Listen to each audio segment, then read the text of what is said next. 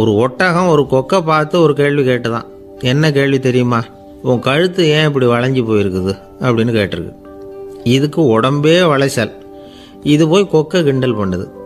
இன்றைக்கி மனித சுபாவமும் கிட்டத்தட்ட இப்படி தான் இருக்குது. இந்த உலகத்தில் குறையில்லாத மனிதர்கள் யாரும் கிடையாது, நாம் உள்பட. அப்படிங்கிறத முதல்ல நாம் நல்லா புரிஞ்சுக்கணும். ஒரு ஊரில் ஒரு விற்பனை நிலையம் இருந்தது. செல்ல பிராணிகளை விற்பனை செய்கிற நிலையம் அது. நாய், கிளி, பூனை இப்படி நிறைய வச்சு விற்பனை பண்ணிகிட்டு இருக்கிறாங்க. நாய்க்குட்டி விற்பனை செய்கிற பகுதியில் ஒரு சிறுவன் நின்றுக்கிட்டு இருந்தான். விற்பனை செய்கிற ஆளுகிட்ட விலை கேட்டுக்கிட்டு இருந்தான். அதோ இருக்குதே அந்த நாய்க்குட்டி என்ன விலை அப்படின்னு கேட்டானா. 1000 ரூபா அப்படின்னாரான். சரி அது வேணாம், இது என்ன விலைன்றிருக்கான். 500 ரூபா அப்படின்னாரான். இந்த சின்ன பையன் கையில் வச்சுருந்தது வெறும் 50 ரூபா தான். அதனால் இதை விட குறைச்சலாக கிடைக்குமான்னு பார்த்துருக்கான். அந்த கடையில் ஒரு மூலையில் சரியாக கவனிக்கப்படாமல் ஒரு நாய்க்குட்டி படுத்து கிடந்தது. பாவமாக கத்திக்கிட்டு இருந்தது. அதை பார்த்ததுமே இவனுக்கு அது ரொம்ப பிடிச்சி போச்சு. உடனே அந்த கடைக்காரரை பார்த்து, அதுவும் அந்த மூலையில் படுத்து கிடக்குதே அந்த நாய்க்குட்டி என்ன விலை அப்படின்னு கேட்டிருக்கான். தம்பி, அது ஒரு கால் ஊனம், அதனால் அது உன்னோட குதித்து விளையாடவோ ஓடுறதோ அதால் முடியாத காரியம் அப்படின்ட்டுருக்கார் அவர். அது தெரிஞ்சுதாங்க கேட்குறேன், அதோட விலை என்ன அதை மட்டும் சொல்லுங்களேன் அப்படின்ட்டுருக்கான். தம்பி, இது கால் ஊனம் உள்ள ஒரு நாய். இதை போய் காசு கொடுத்து வாங்கிறதுக்கு யாராவது பிரியப்படுவாங்களா? இதை நான் உனக்கு இலவசமாகவே தர்றேன், எடுத்துகிட்டு போ அப்படின்னாரான். இதை கேட்டதும் அந்த சிறுவனுக்கு கோபம் வந்துட்டு தான். நீங்கள் ஒன்றும் சும்மா கொடுக்க வேணாம், இந்தாங்க 50 ரூபா, இதை வச்சுக்கிட்டு நாய்க்குட்டியை கொடுங்க அப்படின்ட்டுருக்கான். அவருக்கு ஒன்றும் புரியல, ஆச்சரியமாக இருந்தது. சரின்னு பணத்தை வாங்கிட்டு நாய்க்குட்டியை தூக்கி கொடுத்தார். அந்த சிறுவன் அந்த நாய்க்குட்டியை 2 கையாலையும் வாங்கினா, மார்போட பிரியமாக சேர்த்து அணைச்சிக்கிட்டான். தெருவில் இறங்கி நடக்கிறான். அப்படி நடக்கும்பொழுது தான் பார்க்குறார், கடைக்காரர் ஆச்சரியமாக அவனை பார்க்குறார். அப்போ தான் அவருக்கு ஒரு விஷயம் புரியுது. அந்த சிறுவன் தெருவில் நாய்க்குட்டியை மார்போடு அணைச்சிக்கிட்டு விந்தி விந்தி நடந்து போய்கிட்டு இருக்கிறான். ஆமாம், அவனுக்கும் ஒரு கால் ஊனம். இந்த நாய்க்குட்டியை யாருமே வாங்க மாட்டாங்கன்னு நினச்சிக்கிட்டு இருந்தார். குறையுள்ள அதுக்கும் ஒரு எஜமானன் கிடச்சிட்டான். அதனால் ஊனம் ஒரு குறை இல்லை அப்படிங்கிற உண்மையை அந்த கடைக்காரர் புரிஞ்சுக்கிட்டாரான். நம்மால் ஒருத்தர் கொஞ்சம் வயசானவர், எழுந்திரிச்சு சரியாக நடக்க முடியாது, சாய்வு நாற்காலியிலேயே எப்பவும் உட்காந்துருப்பார். அவர் தனக்கு துணையாக ஒரு நாயை பக்கத்தில் வச்சுருந்தார். அதுவும் ரொம்ப வயசான ஒரு நாய், எழுந்திரிக்கவே சிரமப்படும், நடக்கவும் முடியாது. அவர் பக்கத்துலேயே இதுவும் சோர்ந்து போய் படுத்து கிடக்கும். அந்த பெரியவரை பார்க்க வந்த ஒருத்தர் கேட்டார், ஏங்க, ஒரு சின்ன பையனை உங்களுக்கு துணையாக வச்சுக்கப்படாதா? இந்த நாயை உங்களுக்கு பாதுகாப்பாக வச்சுருக்கிறீங்களே, உங்களுக்கு ஒரு ஆபத்துன்னா இது எப்படி உங்களுக்கு உதவ முடியும் அப்படின்னார்.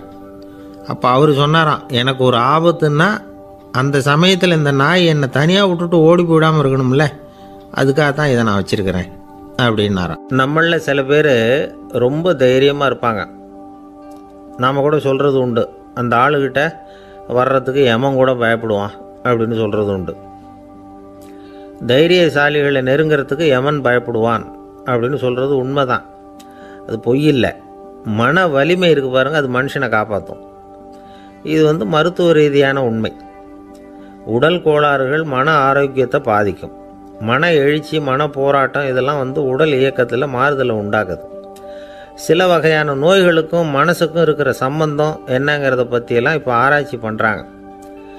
ஆஸ்மா, மூட்டு வலி, பெருங்குடல் அழற்சி, உயர் இரத்த அழுத்தம், சோரியாசிஸுங்கிற தோல் வியாதி, வயிற்று புண்ணு, இந்த தைராய்டு நச்சுத்தன்மை, இது மாதிரி நோய்களை உண்டாக்குறதுல மனசோட பங்கு என்னங்கிறத பற்றியெல்லாம் ஆய்வு பண்ணி பார்த்துருக்குறாங்க. எதுக்கு எடுத்தாலும் சோர்ந்து போகிறது, தோண்டு போகிறது, இப்படிப்பட்ட மனவாகு, அதோட யாரும் நமக்கு உதவ முடியாது அப்படிங்கிற மனோபாவம், கைவிடப்பட்ட மனநிலைமை, இதெல்லாம் நோயோட தீவிரத்தை ரொம்ப அதிகரிக்க செய்யுதான்.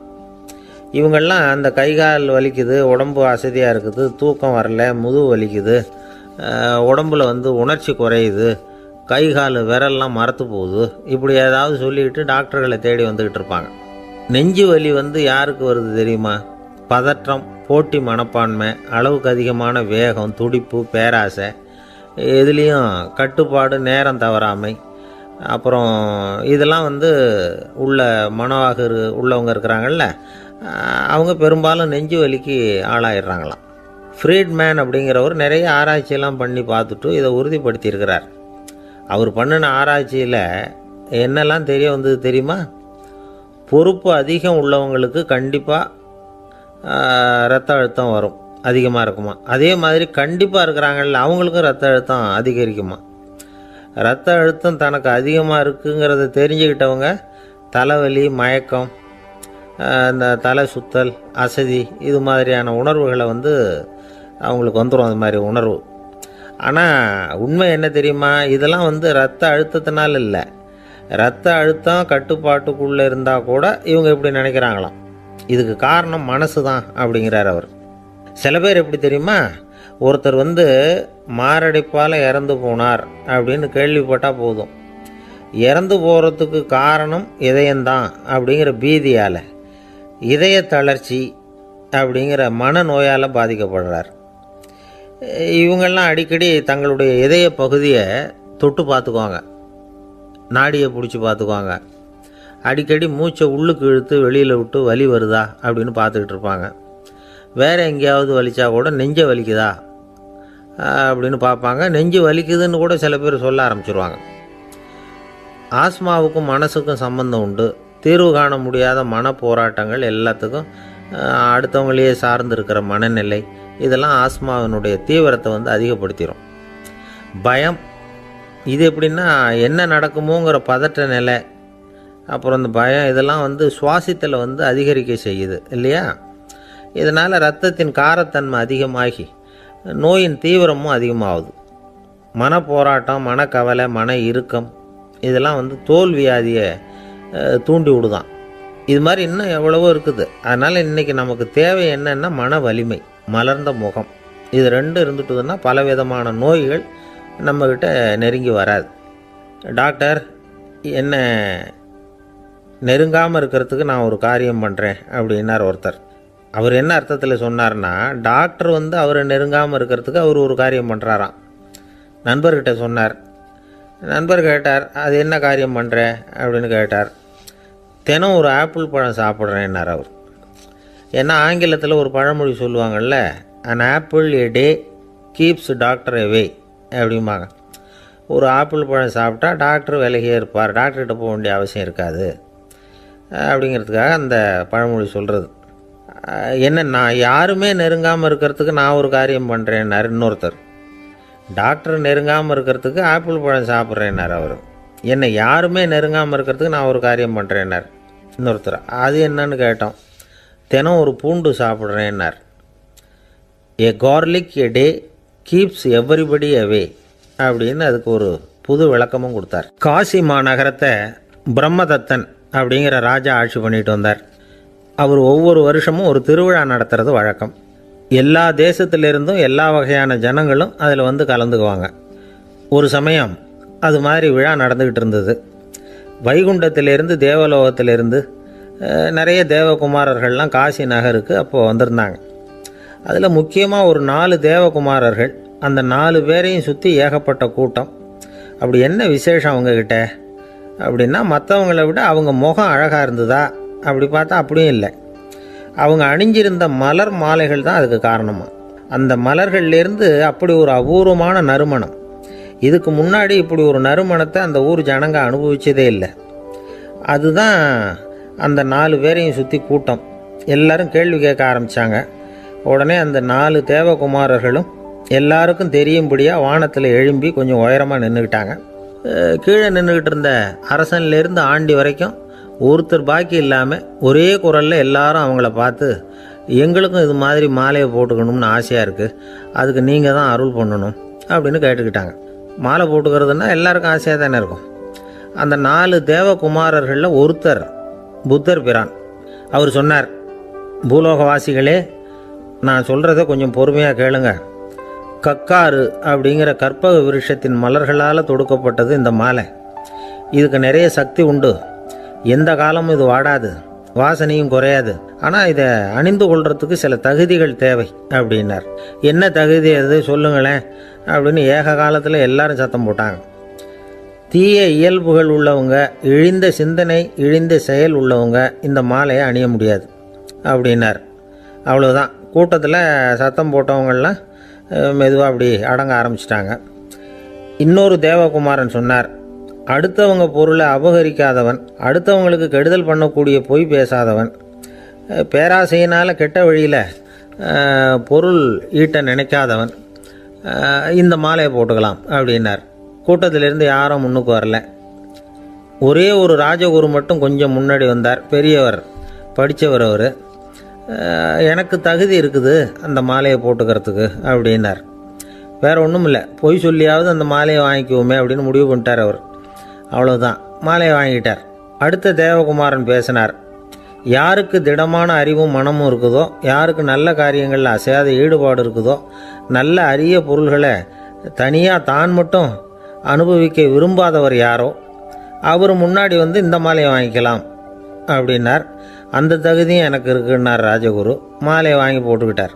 இன்னொரு ராஜகுமாரன் பேச ஆரம்பித்தார். அறநெறியில் செல்வம் சேர்க்கணும், ஆடம்பர பொருள்களுக்கு அடிமையாகக்கூடாது, வெற்றி அடைஞ்சாலும் கர்வம் வரக்கூடாது, அப்படிப்பட்டவங்க இந்த மாலையை போட்டுக்கலாம்னார். துணிஞ்சு பொய் சொல்லி அதையும் வாங்கி கழுத்தில் போட்டுக்கிட்டார் இந்த ராஜகுரு. இன்னொரு ராஜகுமாரன் சொன்னார். சான்றோர்களை நிந்திக்காதவங்க, புறம் பேசாதவங்க இந்த மாலையை போட்டுக்கலாம்னார். அதையும் வாங்கி போட்டுக்கிட்டார்.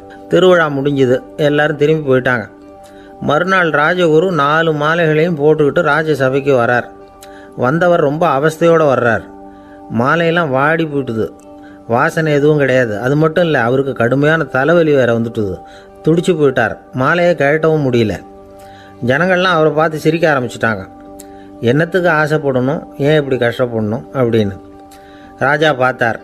மறுபடியும் விழாவுக்கு ஏற்பாடு பண்ணினார். தேவகுமாரர்கள்லாம் வந்தாங்க. ராஜகுரு வந்தார்.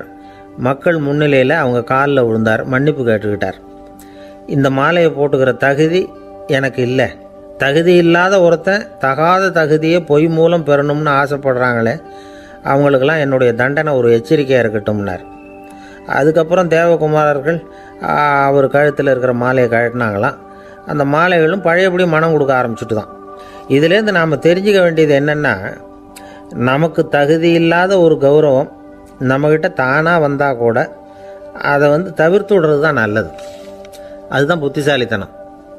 ஒருத்தர் வந்தார். சார், எங்கள் இலக்கிய மன்ற விழாவுக்கு நீங்கள் தலைமை தாங்கணும்னார். உடனே இவர் சொன்னார், பேச்சாளர், சார், இலக்கியத்தை பற்றி பேசுகிற தகுதி எனக்கு இல்லையே அப்படின்னார்.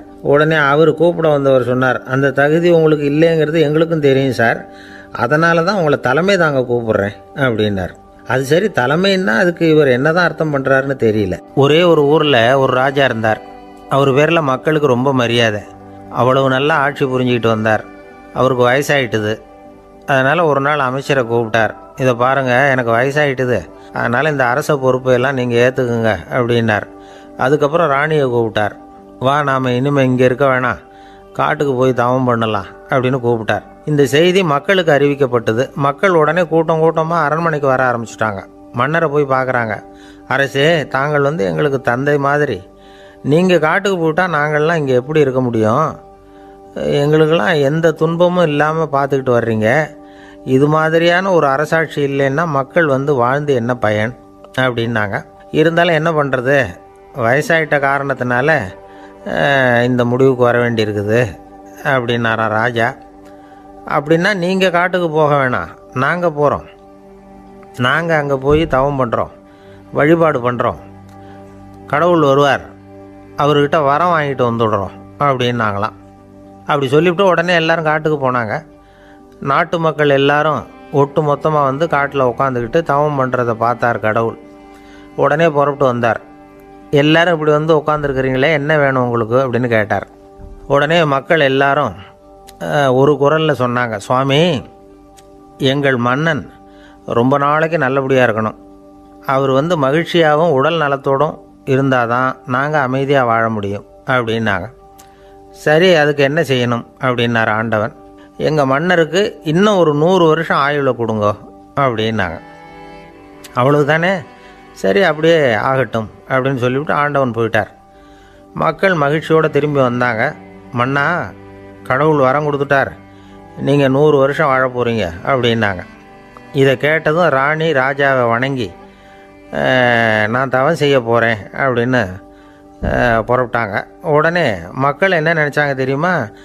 ஐயோ, நாம் ராஜாவுக்கு மட்டும்தானே நீண்ட ஆயுள் வேணும்னு வரம் வாங்கினோம், ராணிக்கு வாங்கலையே, அதுதான் கோபத்தில் புறப்பட்டாங்க போல இருக்கு அப்படின்னு நினச்சி வருத்தப்பட்டாங்க. ஆனால் ராணி நினச்சது அது இல்லை. ராணி போய் தவம் பண்ணாங்க, கடவுள் காட்சி கொடுத்தார். இவங்க கேட்குறாங்க, சுவாமி ராஜாவுக்கு மட்டும் 100 வருஷம் ஆயுள்னு வரம் கொடுத்துட்டீங்க, அப்படின்னா குடிமக்களும் 100 வருஷம் இருக்கணும். இப்படிப்பட்ட குடிமக்கள் இல்லைன்னா அப்படிப்பட்ட அரசன் இருந்து என்ன பிரயோஜனம் அப்படின்னாங்களாம். ஆண்டவன் பார்த்தார், சரி அவங்களும் 100 வருஷம் வாழ்வாங்க, அது மட்டும் இல்லை நீயும் 100 ஆண்டு காலம் வாழ வரமளிக்கிறேன் அப்படின்னு சொல்லிவிட்டு மறைஞ்சிட்டார். இதில் ஆண்டவன் வர்றதும் மறையிறதும் முக்கியம் இல்லை. இதில் கவனிக்க வேண்டியது ஆள்கிறவனின் விசால மனம், குடிமக்களின் விசால மனம், ஆள்கிறவன் மனைவியினுடைய விசால மனம். இப்படி ஒரு நாடு இருந்துட்டுதுன்னா எப்படி இருக்கும் வாழ்க்கை நினச்சி பாருங்கள். அதனால தான் பெரியவங்கள்லாம் சொல்கிறாங்க, இதய வாசல் திறந்தே இருக்கணும், இதயத்தின் கதவுகளை மூடாதீங்க அப்படின்னு சொல்லுவாங்க. என்கிட்ட ஒருத்தர் சொன்னார், என்னுடைய இதய வாசல் எப்பவும் திறந்தே தான் இருக்குதுன்னார்.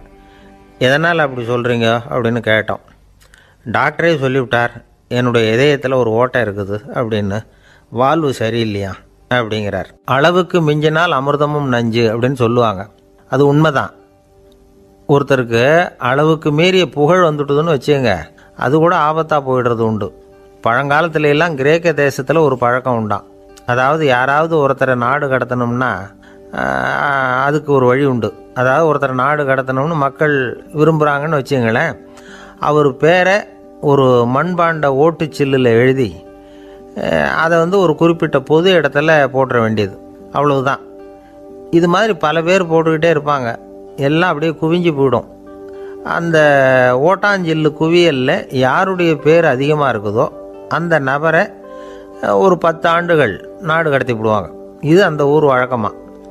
ஒரு நாள் அந்த குவியலுக்கு பக்கத்தில் ஒரு ஆள் நின்றுக்கிட்டு இருக்கிறான். அவன் கையில் ஒரு ஓட்டாஞ்சில்லு வச்சுருக்கிறான். அதில் யாரோட பேரையோ எழுதணும், எழுதி அந்த இடத்துல போடணுங்கிறது அவன் ஆசை. ஆனால் அவன் படிக்காதவன், அதனால் எழுத தெரியல. யாராவது அந்த வழியாக வர்றாங்களான்னு பார்த்துக்கிட்டே நின்றுக்கிட்டு இருந்தான். ஒரு பெரியவர் வந்துக்கிட்டு இருந்தார். அவர்கிட்ட ஓடினான், கையில் இருந்த மண்பாண்ட சில்லை கொடுத்தான். ஐயா இதில் ஒரு பேர் எழுதி கொடுங்களேன்னா. அந்த பெரியவர் அதை வாங்கி கையில் வச்சுக்கிட்டு, என்ன பேர் எழுதணும் சொல்லு அப்படின்னா. இவன் சொன்னான், அரிஸ்டைடிஸ் அப்படின்னு எழுதுங்க அப்படின்னா. இதை கேட்டதும் அந்த பெரியவருக்கு அதிர்ச்சி. ஏன்னா அவர் தான் அரிஸ்டைடிஸ், தத்துவ மேதை அரிஸ்டைடிஸ் அவர். இருந்தாலும் நான் தான் அதுங்கிறத காட்டிக்காமல் அந்த ஆளுகிட்ட கேட்டார், அது சரிப்பா, அரிஸ்டைடிஸுங்கிற பேரை எழுத சொல்கிற, அவர் உனக்கு என்ன கெடுதல் பண்ணார், அவர் பேரை இதில் எழுத சொல்கிறியே அப்படின்னு கேட்டிருக்கார். அதுக்கு இவன் சொன்னானா, அவர் எனக்கு எந்த கெடுதலும் பண்ணலை, அவரை நான் பார்த்தது கூட இல்லை அப்படின்ட்டுருக்கான். அப்புறம் எதுக்காக அவரை நாடு கடத்தணும்னு நீ ஆசைப்படுற அப்படின்னு கேட்டிருக்கார்.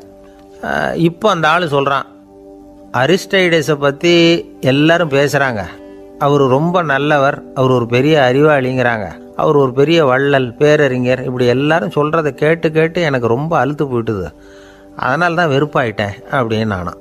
இதிலேருந்து என்ன தெரியுது, நாம் நல்லவனாக இருக்கிறதுல ஒன்றும் இடைஞ்சல் இல்லை. ஆனால் நம்மளை நல்லவன் நல்லவன் எல்லாரும் சொல்ல ஆரம்பிச்சிட்டாங்கன்னு வச்சுக்கோங்க, அப்போ இடைஞ்சல் ஆரம்பம்னு அர்த்தம். எதுவுமே அளவுக்கு மிஞ்சி போகாமல் பார்த்துக்க வேண்டியது ரொம்ப அவசியம். அளவுக்கு அதிகமாக ஆசைப்படாதவங்களில் ஆப்ரஹாம் லிங்கனும் ஒருத்தரான். அவர் ஒரு தடவை தன்னுடைய நண்பர்கள்கிட்ட பேசிக்கிட்டு இருந்தாராம். ஒருத்தர் கேட்டிருக்கார், ஒரு மனுஷனுக்கு கால்கள் எவ்வளோ உயரம் இருக்கணும் அப்படின்னு கேட்டாராம். இதுக்கு ஆப்ரஹாம் லிங்கன் சொன்னாராம், அது என்ன இடுப்புலேருந்து தரையை தொடுற அளவுக்கு உயரம் இருந்தால் போதும் அப்படின்னாராம். ஒரு ஜென் துறவி, அவருக்கு ரொம்ப வயசாயிட்டுது, கடைசி காலம். நண்பர்களெல்லாம் கூப்பிட்டார். நண்பர்களே, நான் வித்தியாசமான முறையில் சாகணும்னு ஆசைப்படுறேன், அதுக்கு ஏதாவது யோசனை சொல்லுங்களேன் அப்படின்னு கேட்டாராம். நண்பர்கள் சிரித்தாங்க. என்ன பேச்சு பேசுகிறீங்க, சாவறதுங்கிறது என்ன விளையாட்டு கத்தனமான காரியமா அப்படின்னு கேட்டிருக்காங்க. அந்த துறவி கொஞ்ச நேரம் யோசனை பண்ணார். அப்புறம் கேட்டாராம், இது வரைக்கும் யாராவது நடந்துக்கிட்டே இறந்துருக்குறாங்களா அப்படின்னாராம். எல்லாரும் இல்லைன்னாங்களாம். ஒருத்தர் மட்டும் சொல்லியிருக்கார், அப்படியும் ஒருத்தர் இறந்துருக்கிறதாக ஒரு கதையில் படிச்சிருக்கிறேன், ஒரு ஞானியால் தான் அப்படியெல்லாம் செய்ய முடியும் அப்படின்னு அவர் சொன்னாராம். சரி, அப்படின்னா அந்த முறை நமக்கு வேணாம், நின்றுக்கிட்டே யாராவது உயிரை விட்டுருக்காங்களா அப்படின்னு விசாரிச்சாராம். அப்படியும் ஒருத்தர் இறந்துருக்கிறார் அப்படின்னாங்களாம். மறுபடியும் அந்த துறவி யோசனை பண்ணியிருக்கிறார், ஏதாவது வித்தியாசமான முறையில் நாம் போகணும் அப்படிங்கிறது அவருடைய விருப்பம். மனிதன் எப்படி வாழ்கிறானோ அப்படி இறப்பது தான் நல்லது. சரி, யாராவது தலைகீழாக வந்து யோகம் செய்யும் நிலையில் இறந்துருக்கிறாங்களா அப்படின்னு விசாரித்தாராம். நண்பர்கள் சிரித்தாங்க. தலைகீழாக நின்னபடி இறந்ததாக நாங்கள் கேள்விப்பட்டதே இல்லை, அது முடியாத காரியம் அப்படின்ட்டுருக்காங்க. இப்போ அந்த துறவிக்கு திடீர்னு உற்சாகம் வந்துட்டுது. உடனே எழுந்திரிச்சார், தலைகீழாக நின்னார், அப்படியே உயிரை விட்டுட்டார். அவ்வளோதான். அந்த மடாலயத்தில் ஒரே குழப்பம். எப்படி அவரை கீழே இறக்கி படுக்க வைக்கிறது அப்படின்னு புரியல. இப்படி உயிர் விடுறதை பற்றி அவங்க இது வரைக்கும் கேள்விப்பட்டதும் இல்லை. உண்மையிலேயே வந்து இவர் வந்து இறந்து தான் போனாராங்கிறதும் தெரியல. சோதித்து பார்த்தாங்க. இதய துடிப்பு, நாடி துடிப்பு எல்லாம் நின்று போயிருந்தது. இவர் எப்பவும் இப்படி தான், என்ன பண்ணுறது இப்போது அப்படின்னு சொல்லி எல்லாரும் குழம்பிக்கிட்டு இருக்கிற சமயத்தில் ஒரு பெரிய ஒரு யோசனை சொன்னார். இந்த துறவியோட மூத்த சகோதரி பக்கத்து மடாலயத்தில் இருக்கிறாங்க, அவங்கள இங்கே அழைச்சிட்டு வந்தால் ஏதாவது வழி கிடைக்கும் அப்படின்னார். அந்த அம்மாவுக்கு 90 வயசு. அழைச்சிட்டு வந்தாங்க. ஒரு குச்சியை ஊன்றிக்கிட்டு அப்படியே மெதுவாக நடந்து வந்தாங்க. வந்து தம்பி, தலைகீழாக நின்று உயிர் விட்டு இறக்கிறத பார்த்தாங்க. தம்பின்னு கூப்பிட்டு பார்த்தாங்க, ஒன்றும் காணோம். உடனே என்ன பண்ணாங்க, தன்னுடைய கைத்தடியால் தம்பியோட உடலை ஒரு தட்டு தட்டினாங்க. ஏப்பா, சாகிறப்பவும் உன்னுடைய குறும்புத்தனத்தை விடலையா? இப்படியாடா சாகிறது, ஒழுங்காக செத்து தொலை அப்படின்னாங்களாம். அவ்வளவுதான். உடனே அந்த துறவி திரும்பி நேராக நின்னார். அக்கா, கோவப்படாத, நான் ஒழுங்காக சாகிறேன், எப்படி செத்தா என்ன, எல்லாம் எனக்கு ஒன்று தான் அப்படின்னு சொல்லிவிட்டு அப்படியே தரையில் படுத்து உயிரை விட்டாராம். அதுக்கப்புறம் அந்த அம்மா கோலை வந்து கையில் எடுத்துக்கிட்டு அப்படியே திரும்பி கூட பார்க்காம அவங்க பாட்டுக்கு போயிட்டாங்களாம். மரணத்தை ஒரு விளையாட்டாக ஆக்கிய அந்த துறவிக்கு வாழ்க்கையே ஒரு விளையாட்டாக தான் இருந்திருக்குது. எந்த நோக்கமும் இல்லாமல் செயல்படுறதுன்னா என்னங்கிறதும் அவருக்கு தெரிஞ்சிருக்குது. பயனை எதிர்பார்க்காம பணி செய்து வாழ்ந்து மறைந்த மகான் அவர். தம்முடைய தொழிலை வந்து விளையாட்டு போல செய்ய தெரிஞ்சவருக்கு வாழ்க்கையே ஒரு விளையாட்டாக மாறிடும். எல்லாமே விளையாட்டாகி விடுகிற போது மரணமும் விளையாட்டாகிவிடும் அப்படிங்கிறது தான் அந்த தத்துவம். ஆனால் அதுக்கு முன்னாடி உங்களுக்குள்ளே இருக்கிற உண்மையான நடிகனை வந்து நீங்கள் அடையாளம் கண்டுபிடிக்கணும். நீங்கள் நடிக்க வேண்டியதே இல்லை, நீங்கள் ஏற்கனவே நடிச்சுக்கிட்டு தான் இருக்கிறீங்க. நீங்கள் இந்த உண்மையை தெரிஞ்சுக்கணும், அவ்வளவுதான். இதுதான் ஞானிகளுடைய கருத்து. நீங்கள் தெருவில் நடந்து போயிட்டுருக்கிறீங்க, எதிரில் வர்றவர் உங்களை பார்த்து எப்படி இருக்கிறீங்கன்னு கேட்குறார். நல்லா இருக்கிறேங்கிறீங்க. உண்மையிலேயே நாம் நல்லா இருக்க மாட்டோம், ஏதாவது உடம்புல கோளாறு இருக்கும். ஆனால் அப்படி சொல்லுவோம், நல்லா இருக்கிறேன் அப்படின்னு. அது நடிப்பு தானே. உங்களை சந்தித்ததில் ரொம்ப மகிழ்ச்சி அப்படின்னு சொல்கிறோம். உடனே கொஞ்சம் நிதானமாக யோசிச்சு பாருங்கள், உண்மையிலேயே உங்கள் மனசு மகிழ்ச்சி அடைஞ்சுட்டுதா? அது நடிப்பு தானே.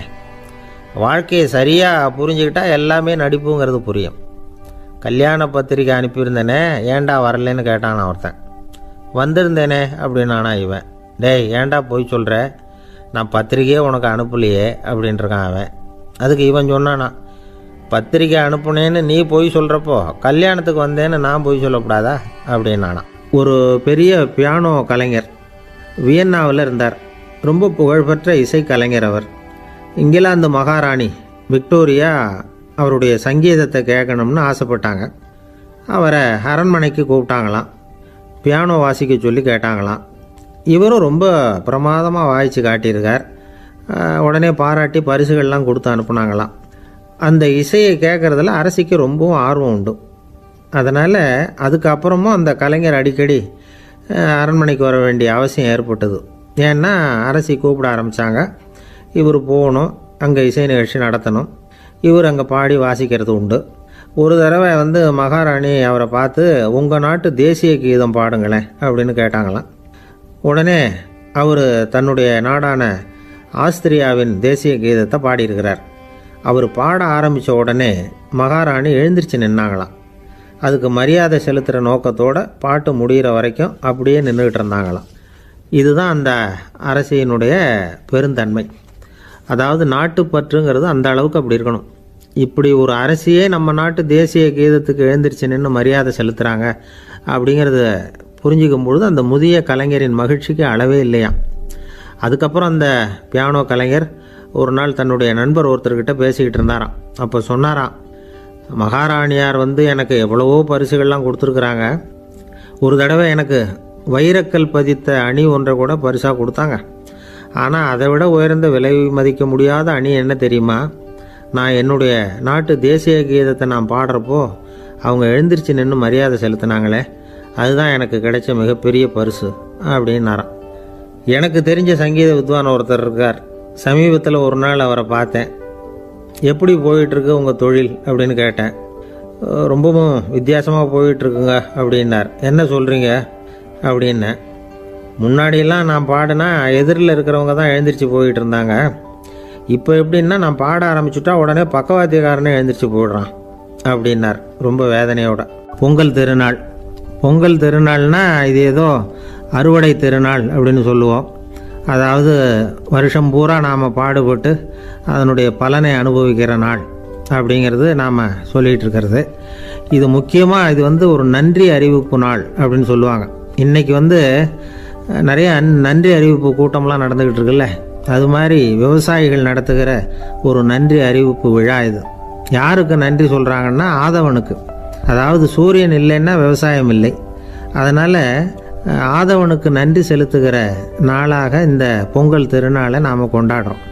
அதாவது இந்த பொங்கலில் விவசாயிகள்கிட்ட இருந்து நிறைய பண்புகளை நாம் தெரிஞ்சுக்க வேண்டிய நாள் இது. விவசாயிகள் அவங்க விவசாயம் முன்னேறி இருக்கிற அளவுக்கு விவசாயிகளுடைய வாழ்க்கை தரம் முன்னேறலை. அந்த அளவுக்கு அவர்கள் நாட்டுக்காக உழைச்சிக்கிட்டு இருக்கிறாங்க. அந்த காலத்திலே அதை பற்றி ஒரு கதை சொல்கிறது உண்டு. ஒரு வயசான ஆள் நிலத்தில் ஏறு உழுதுகிட்டு இருந்தாராம்.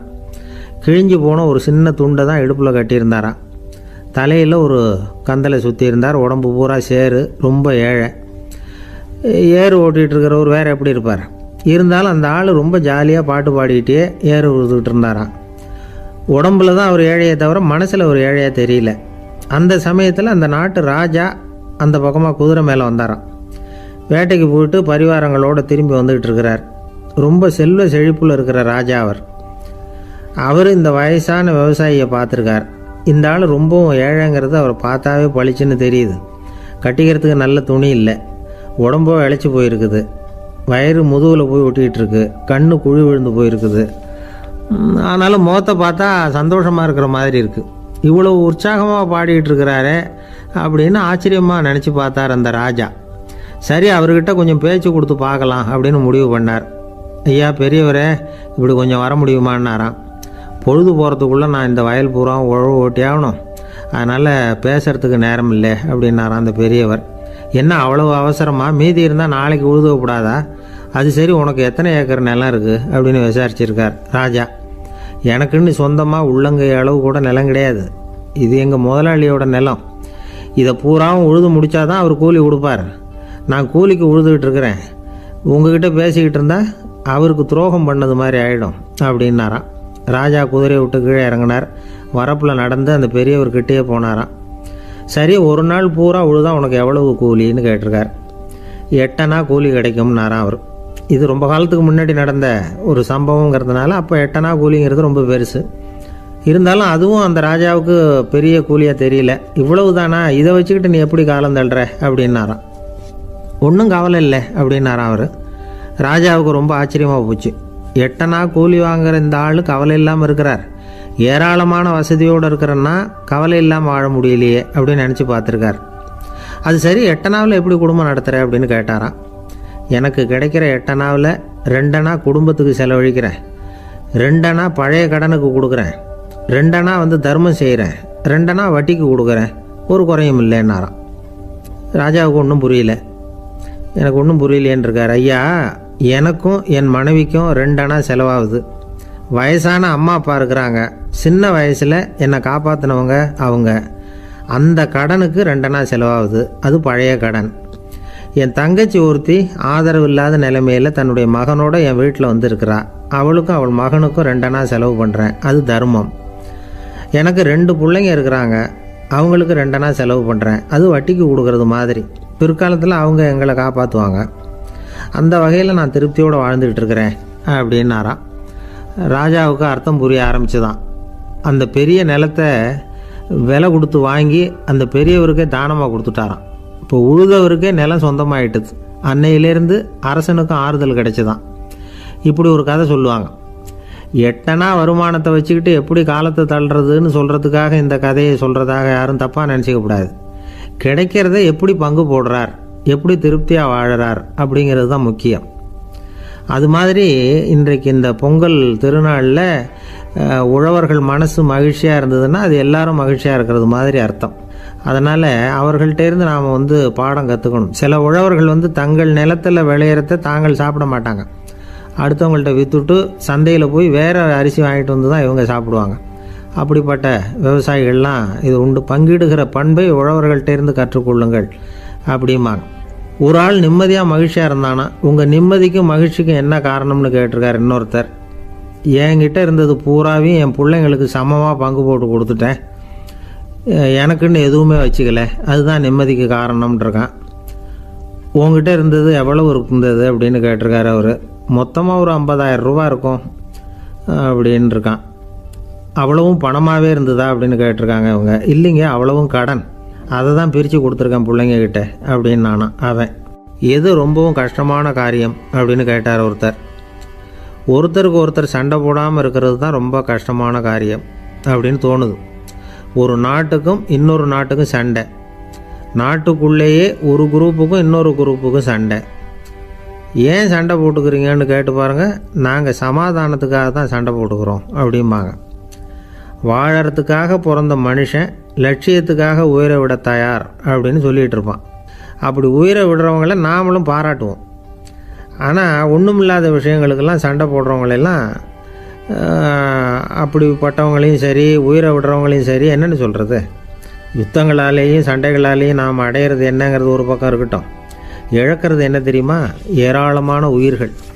ரத்தம் சிந்தறதுக்கு நான் தயார் அப்படின்னு மார்தட்டி சொல்லலாம். ஆனால் ரத்தம் சிந்தினா உயிர் காத்துக்கிட்டு இருக்க தயார் இல்லை. அதாவது உயிர் நமக்காக காத்துக்கிட்டு இருக்க தயார் இல்லை. இழக்கிற ரத்தத்தை ஈடுகட்டினா தான் உயிரை காப்பாற்ற முடியும். அதனால் இது சம்மந்தமாக ஆராய்ச்சி செய்கிற கட்டாயம் ஏற்பட்டு போச்சு. அதோட விளைவாக புதுசாக ஒன்றை கண்டுபிடிச்சிருக்கிறாங்க. அதுதான் செயற்கை ரத்த பொடி. இப்போ இந்த திடீர் சாம்பார் பொடி, திடீர் ரசப்பொடி, திடீர் காப்பி பொடி இப்படிலாம் சொல்கிறோம்ல, அது மாதிரி இது திடீர் ரத்த பொடி. இஸ்ரேல் ஒரு சின்ன நாடு, மக்கள் தொகை குறைச்சல், அதோட போர்கள் வேறு. அதனால் காயம்பட்டவங்களை காப்பாற்றியே தீர வேண்டிய கட்டாயம். காப்பாற்றணும்னா ரத்த இழப்பை தடுக்கணும். அப்படின்னா உடனடியாக புது ரத்தம் செலுத்தி ஆகணும். திடீர்னு ரத்தம் வேணும்னா எங்கே போகிறது? அதுவும் கிடைக்கிற ரத்தம் சேர்கிற குரூப்பாக இருக்கணும். ஒரு வேடிக்கை பார்த்தீங்களா, நான் வேறு குரூப்பு நீ வேறு குரூப்புன்னு இவன் சண்டை போடுறான். இதில் அடிபட்டவனுக்கு ரத்தம் கொடுக்க போனால் அதுலேயும் அது வேறு வேறு குரூப்பாக இருக்குது. அது ரத்தமும் வேறு வேறு குரூப்புன்னு சொல்லிகிட்டு இருக்குது. எந்த குரூப்பு ரத்தம் வேணும், அது உடனடியாக கிடைக்கலன்னா என்ன பண்ணுறது? இப்படிப்பட்ட கஷ்டம்லாம் நமக்கு வந்துடுது. இதுக்காக தான் விஞ்ஞானிகள் இந்த ரத்த பொடியை கண்டுபிடிச்சிருக்கிறாங்க. அதாவது ஒரு ஆள் அடிபட்டு போட்டான்னு வச்சுங்களேன், அவனுக்கு ரத்தம் கிடைக்கல, உடனே என்ன பண்ணலாம்? இந்த சுத்தப்படுத்தப்பட்ட தண்ணீரை கொஞ்சம் எடுத்துக்க வேண்டியது, அதில் இந்த ரத்த பொடியை கரைக்க வேண்டியது. இப்போ இந்த செயற்கை ரத்தம் தயாராகிட்டுது. இதை அந்த ஆள் உடம்புல ஏற்றி விட்டுற வேண்டியது. இயற்கையாக நம்ம உடம்புல இருக்கிற ரத்தம் என்னென்ன வேலை செய்யுதோ அதே வேலையை இதுவும் செய்யும். அதாவது ஆக்சிஜனை உடம்புல எல்லா இடத்துக்கும் எடுத்துகிட்டு போகுது. அந்த வேலையை இந்த செயற்கை ரத்தமும் செஞ்சுருது. ஆனால் ஒரு விஷயம், இந்த செயற்கை ரத்தம் ஒரு அவசரத்துக்கு தான் உபயோகப்படுத்தலாம், ஒரு முதல் உதவி மாதிரி. அதை அப்படியே நிரந்தரமாக விட்டுற முடியாது. பின்னாடி தேவையான குரூப்பு உண்மையான ரத்தம் கிடைச்ச உடனே அதை செலுத்திக்கணும். உண்மையான ரத்தத்தை 20லேருந்து 40 நாள் வரைக்கும் தான் பாதுகாக்க முடியும். அதுவும் குளிர்பதன பெட்டியில். அதுக்குள்ளே உபயோகப்படுத்தலைன்னா அது வீணாக போயிடும்.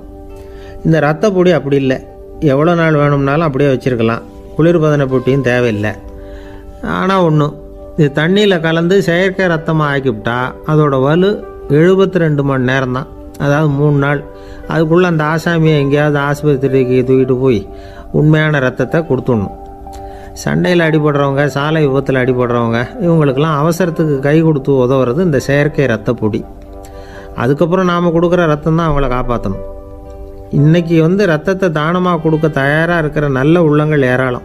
எவ்வளவு ஆக்சிடெண்ட்டு, ஆப்ரேஷன், இதில் சம்மந்தப்பட்டவங்களை காப்பாற்றுறது நாம் தானமாக கொடுக்குற ரத்தம் தானே. ஒரு ஆக்சிடெண்ட்டு, ஒரு ஸ்கூட்டர் ஒரு ஆள் மேலே மோதி விட்டுது, பார்த்து வரக்கூடாதா அப்படின்னா அந்த ஆள், நீ தான் பார்த்து நடக்கணும், ஏன்னா 20 வருஷமாக நான் அந்த ஸ்கூட்டரை ஓட்டிகிட்டு இருக்கிறேன் அப்படின்னு நானா இவன். இதுக்கு அவன் சொன்னானா, நீ தான் பார்த்து ஓட்டணும், ஏன்னா 40 வருஷமாக நான் இப்படி நடந்துக்கிட்டு இருக்கிறேன் அப்படின்னு நானா. ஒரு ஊரில் ஒரு ராஜா இருந்தார். பெரிய அரண்மனையில் தான் இருக்கிறார். எல்லா வசதியும் இருந்தது. இருந்தாலும் அவர் எல்லாரும் சொல்கிறது எப்படி தெரியுமா, பிச்சைக்கார ராஜா. அப்படி ஒரு பேர் அவருக்கு நிலச்சி போச்சு. ஜனங்களும் சரி, மற்ற தேசங்களில் உள்ளவங்களும் சரி, அவர் அந்த பேர் சொல்லியே குறிப்பிடுறது வழக்கமாக போட்டுது. இது அவருக்கு ரொம்ப கவலையாக போச்சு. என்ன இது, நம்மளை தேடி வர்றவங்களுக்கெல்லாம் நாம் சோறு போடுறோம், நம்ம புகழ்ந்து பாடல் ஏற்றி கொண்டு வர்ற புலவர்களுக்கெல்லாம் அவங்க எப்படி வந்தாலும் ஒருவேளை சோறு போடணுங்கிறது உத்தரவு. இவ்வளவுலாம் செஞ்சும் நம்மளை போய் பிச்சைக்கார ராஜான்னு எல்லாரும் சொல்கிறாங்களே, அது ஏன், எதுக்காக இப்படி சொல்கிறாங்க? இதுதான் ராஜாவுக்கு குழப்பம். சரி, இதை பற்றி நம்ம அமைச்சர்கள்கிட்ட கேட்கலாமா அப்படின்னு யோசனை பண்ணார். இந்த விஷயத்தை போய் அவங்கக்கிட்ட எப்படி கேட்கறதுன்னு அவருக்கு தயக்கமாக இருந்தது. கௌரவ குறைச்சலாக தெரிஞ்சுது அவருக்கு. சரி, சாதாரண குடிமக்கள்கிட்ட இதை பற்றி கேட்கலாமா அப்படின்னு யோசனை பண்ணார். கேட்கலாம், ஆனால் அவங்க யாரும் ராஜா முன்னாடி வந்து நின்று தைரியமாக பேசக்கூடிய அளவுக்கு இல்லை. ராஜாவோட குழப்பம் நாளுக்கு நாள் அதிகமாக போச்சு. கடைசியாக அவர் ஒரு முடிவுக்கு வந்தார். அதாவது இதை பற்றி ஒரு பிச்சைக்காரங்கிட்டே கேட்டு பார்த்துட்டா என்ன. இதுதான் அவர் பண்ண முடிவு. உடனே மாறு வேஷம் போட்டுக்கிட்டு நகர்வலம் போனார். ஒரு பிச்சைக்காரனை கண்டுபிடிச்சார். இதை பாருப்பா, நம்ம ராஜாவை எல்லாரும் பிச்சைக்கார ராஜான்னே சொல்கிறாங்களே, அதுக்கு என்ன காரணமாக இருக்கும் அப்படின்னு கேட்டார். அதுக்கு அவன் சொல்கிறான், இதுக்கான பதிலை இன்னும் ஒரு 30 நாளில் சொல்கிறேன் அப்படின்னா. உடனே இவருக்கு சந்தோஷம். உண்மையை அவங்ககிட்ட சொன்னார். நான் வேற யாரும் இல்லை, நான் தான் இந்த நாட்டு ராஜா. இப்போ நீ என் கூடவே வந்துடும், அரண்மனையிலேயே தங்கிக்கோ.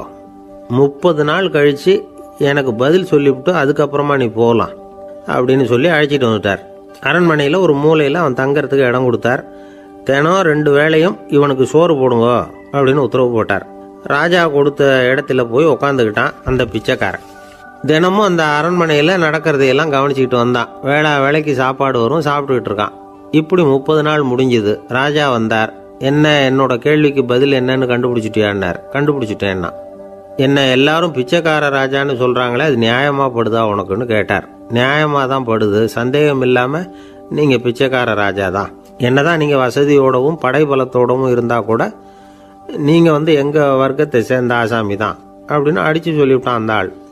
ஏனால் அப்படி சொல்கிறேன்னு கேட்டார் இவர். அரசே, ஒரு உண்மையை கண்டுபிடிச்சி சொல்கிறதா நான் உங்ககிட்ட சொன்னேன். நீங்கள் ராஜ பரம்பரைன்னா உடனே உங்கள் கழுத்தில் கிடக்கிற முத்து மாலையை கழட்டி பரிசாக கொடுத்துருப்பீங்க, பொன்னையும் மணியையும் கொடுத்துருப்பீங்க. ஆனால் நீங்கள் அப்படி செய்யலை. என்னை ஒரு மூலையில் உட்கார வச்சு 2 வேளை சோறு போட சொன்னீங்க. உங்களை தேடி யார் வந்தாலும், யார் வந்து பாராட்டி பேசினாலும் அல்லது பிரச்சனைகளை சொன்னாலும் நீங்கள் செய்கிற ஒரே காரியம் சோறு போடுறது தான். பிச்சைக்காரனுக்கு சோறு மட்டும்தான் உலகம். உங்கள் விஷயத்திலையும் நீங்கள் அப்படி தான் நினைக்கிறதாக தெரியுது. நல்லா கவனிங்க. எந்த ஒரு பிரச்சனைக்கும் சோறு தான் முடிவுன்னு நினைக்கிறீங்க பாருங்க. நீங்கள் சந்தேகமில்லாத எங்களை சேர்ந்த ஆளு தான் அப்படின்னு விட்டான் அந்த பிச்சைக்காரன்.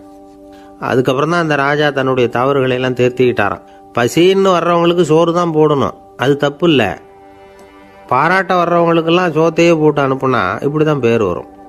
எனக்கு தெரிஞ்ச ஒருத்தர் தினமும் யாராவது ஒருத்தரை தன் வீட்டுக்கு அழைச்சிட்டு போவார், சாப்பாடு போட்டு அனுப்புவார்.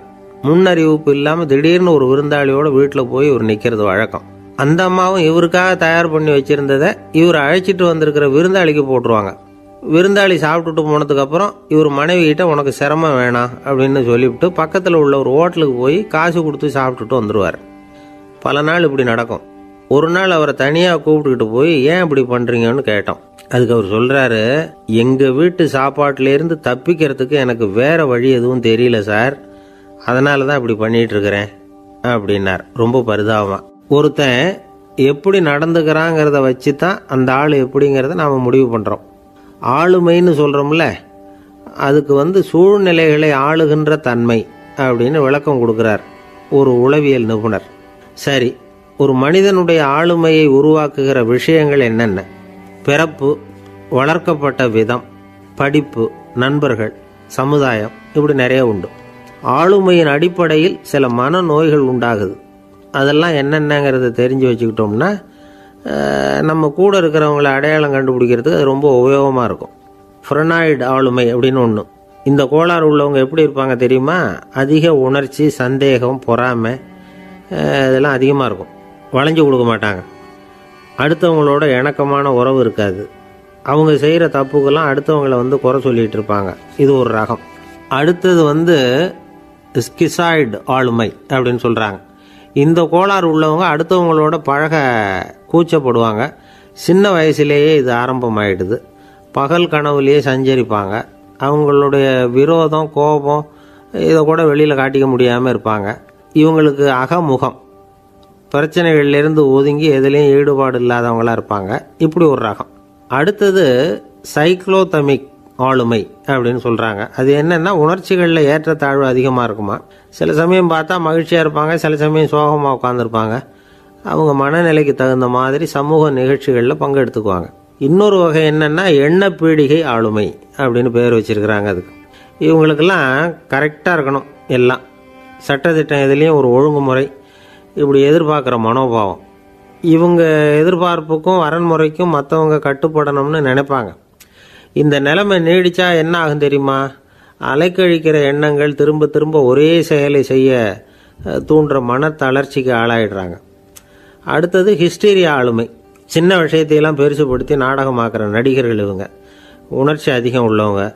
இவங்க மன எழுச்சியில் பக்குவமின்மை, குழந்தைத்தனம், முதிர்ச்சியின்மை எல்லாம் இருக்கும். தன்னலம் மிக்க குணம், பிறர் தன்னை மட்டுமே கவனிக்கணும்னு நினச்சி செயல்படுறது, இதெல்லாம் இவங்க அடையாளம்.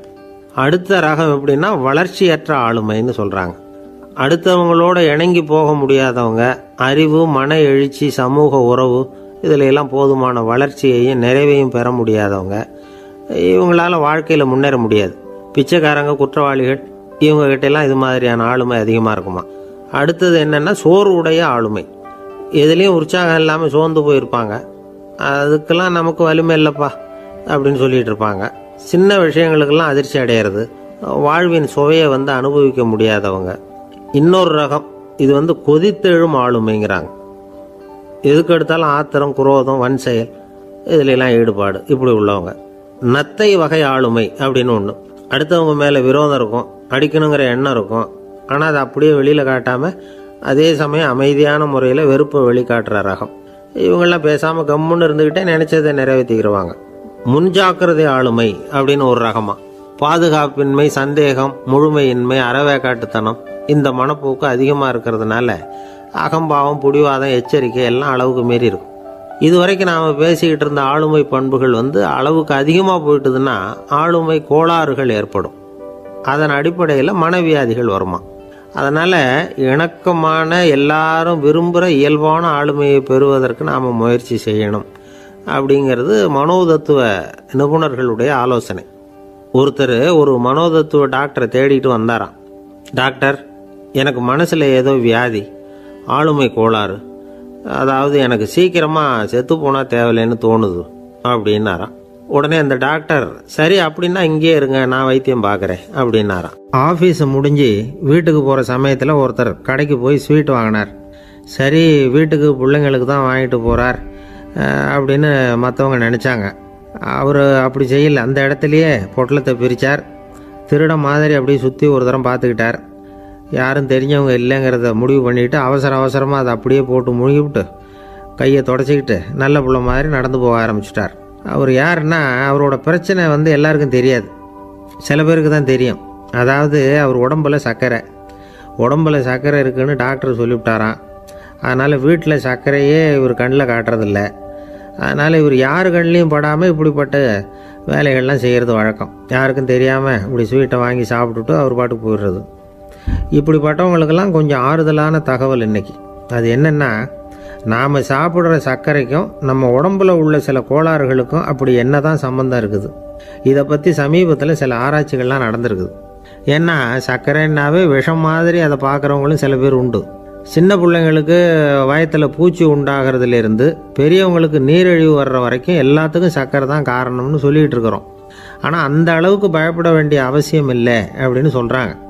சர்க்கரை வியாதி, இருதய நோய், பித்த நீர்ப்பை நோய் இதெல்லாம் சில நோய்கள்லாம் நாம் சாப்பிட்ற சர்க்கரைக்கும் தொடர்பு இருக்குன்னு நினைக்கிறோம்.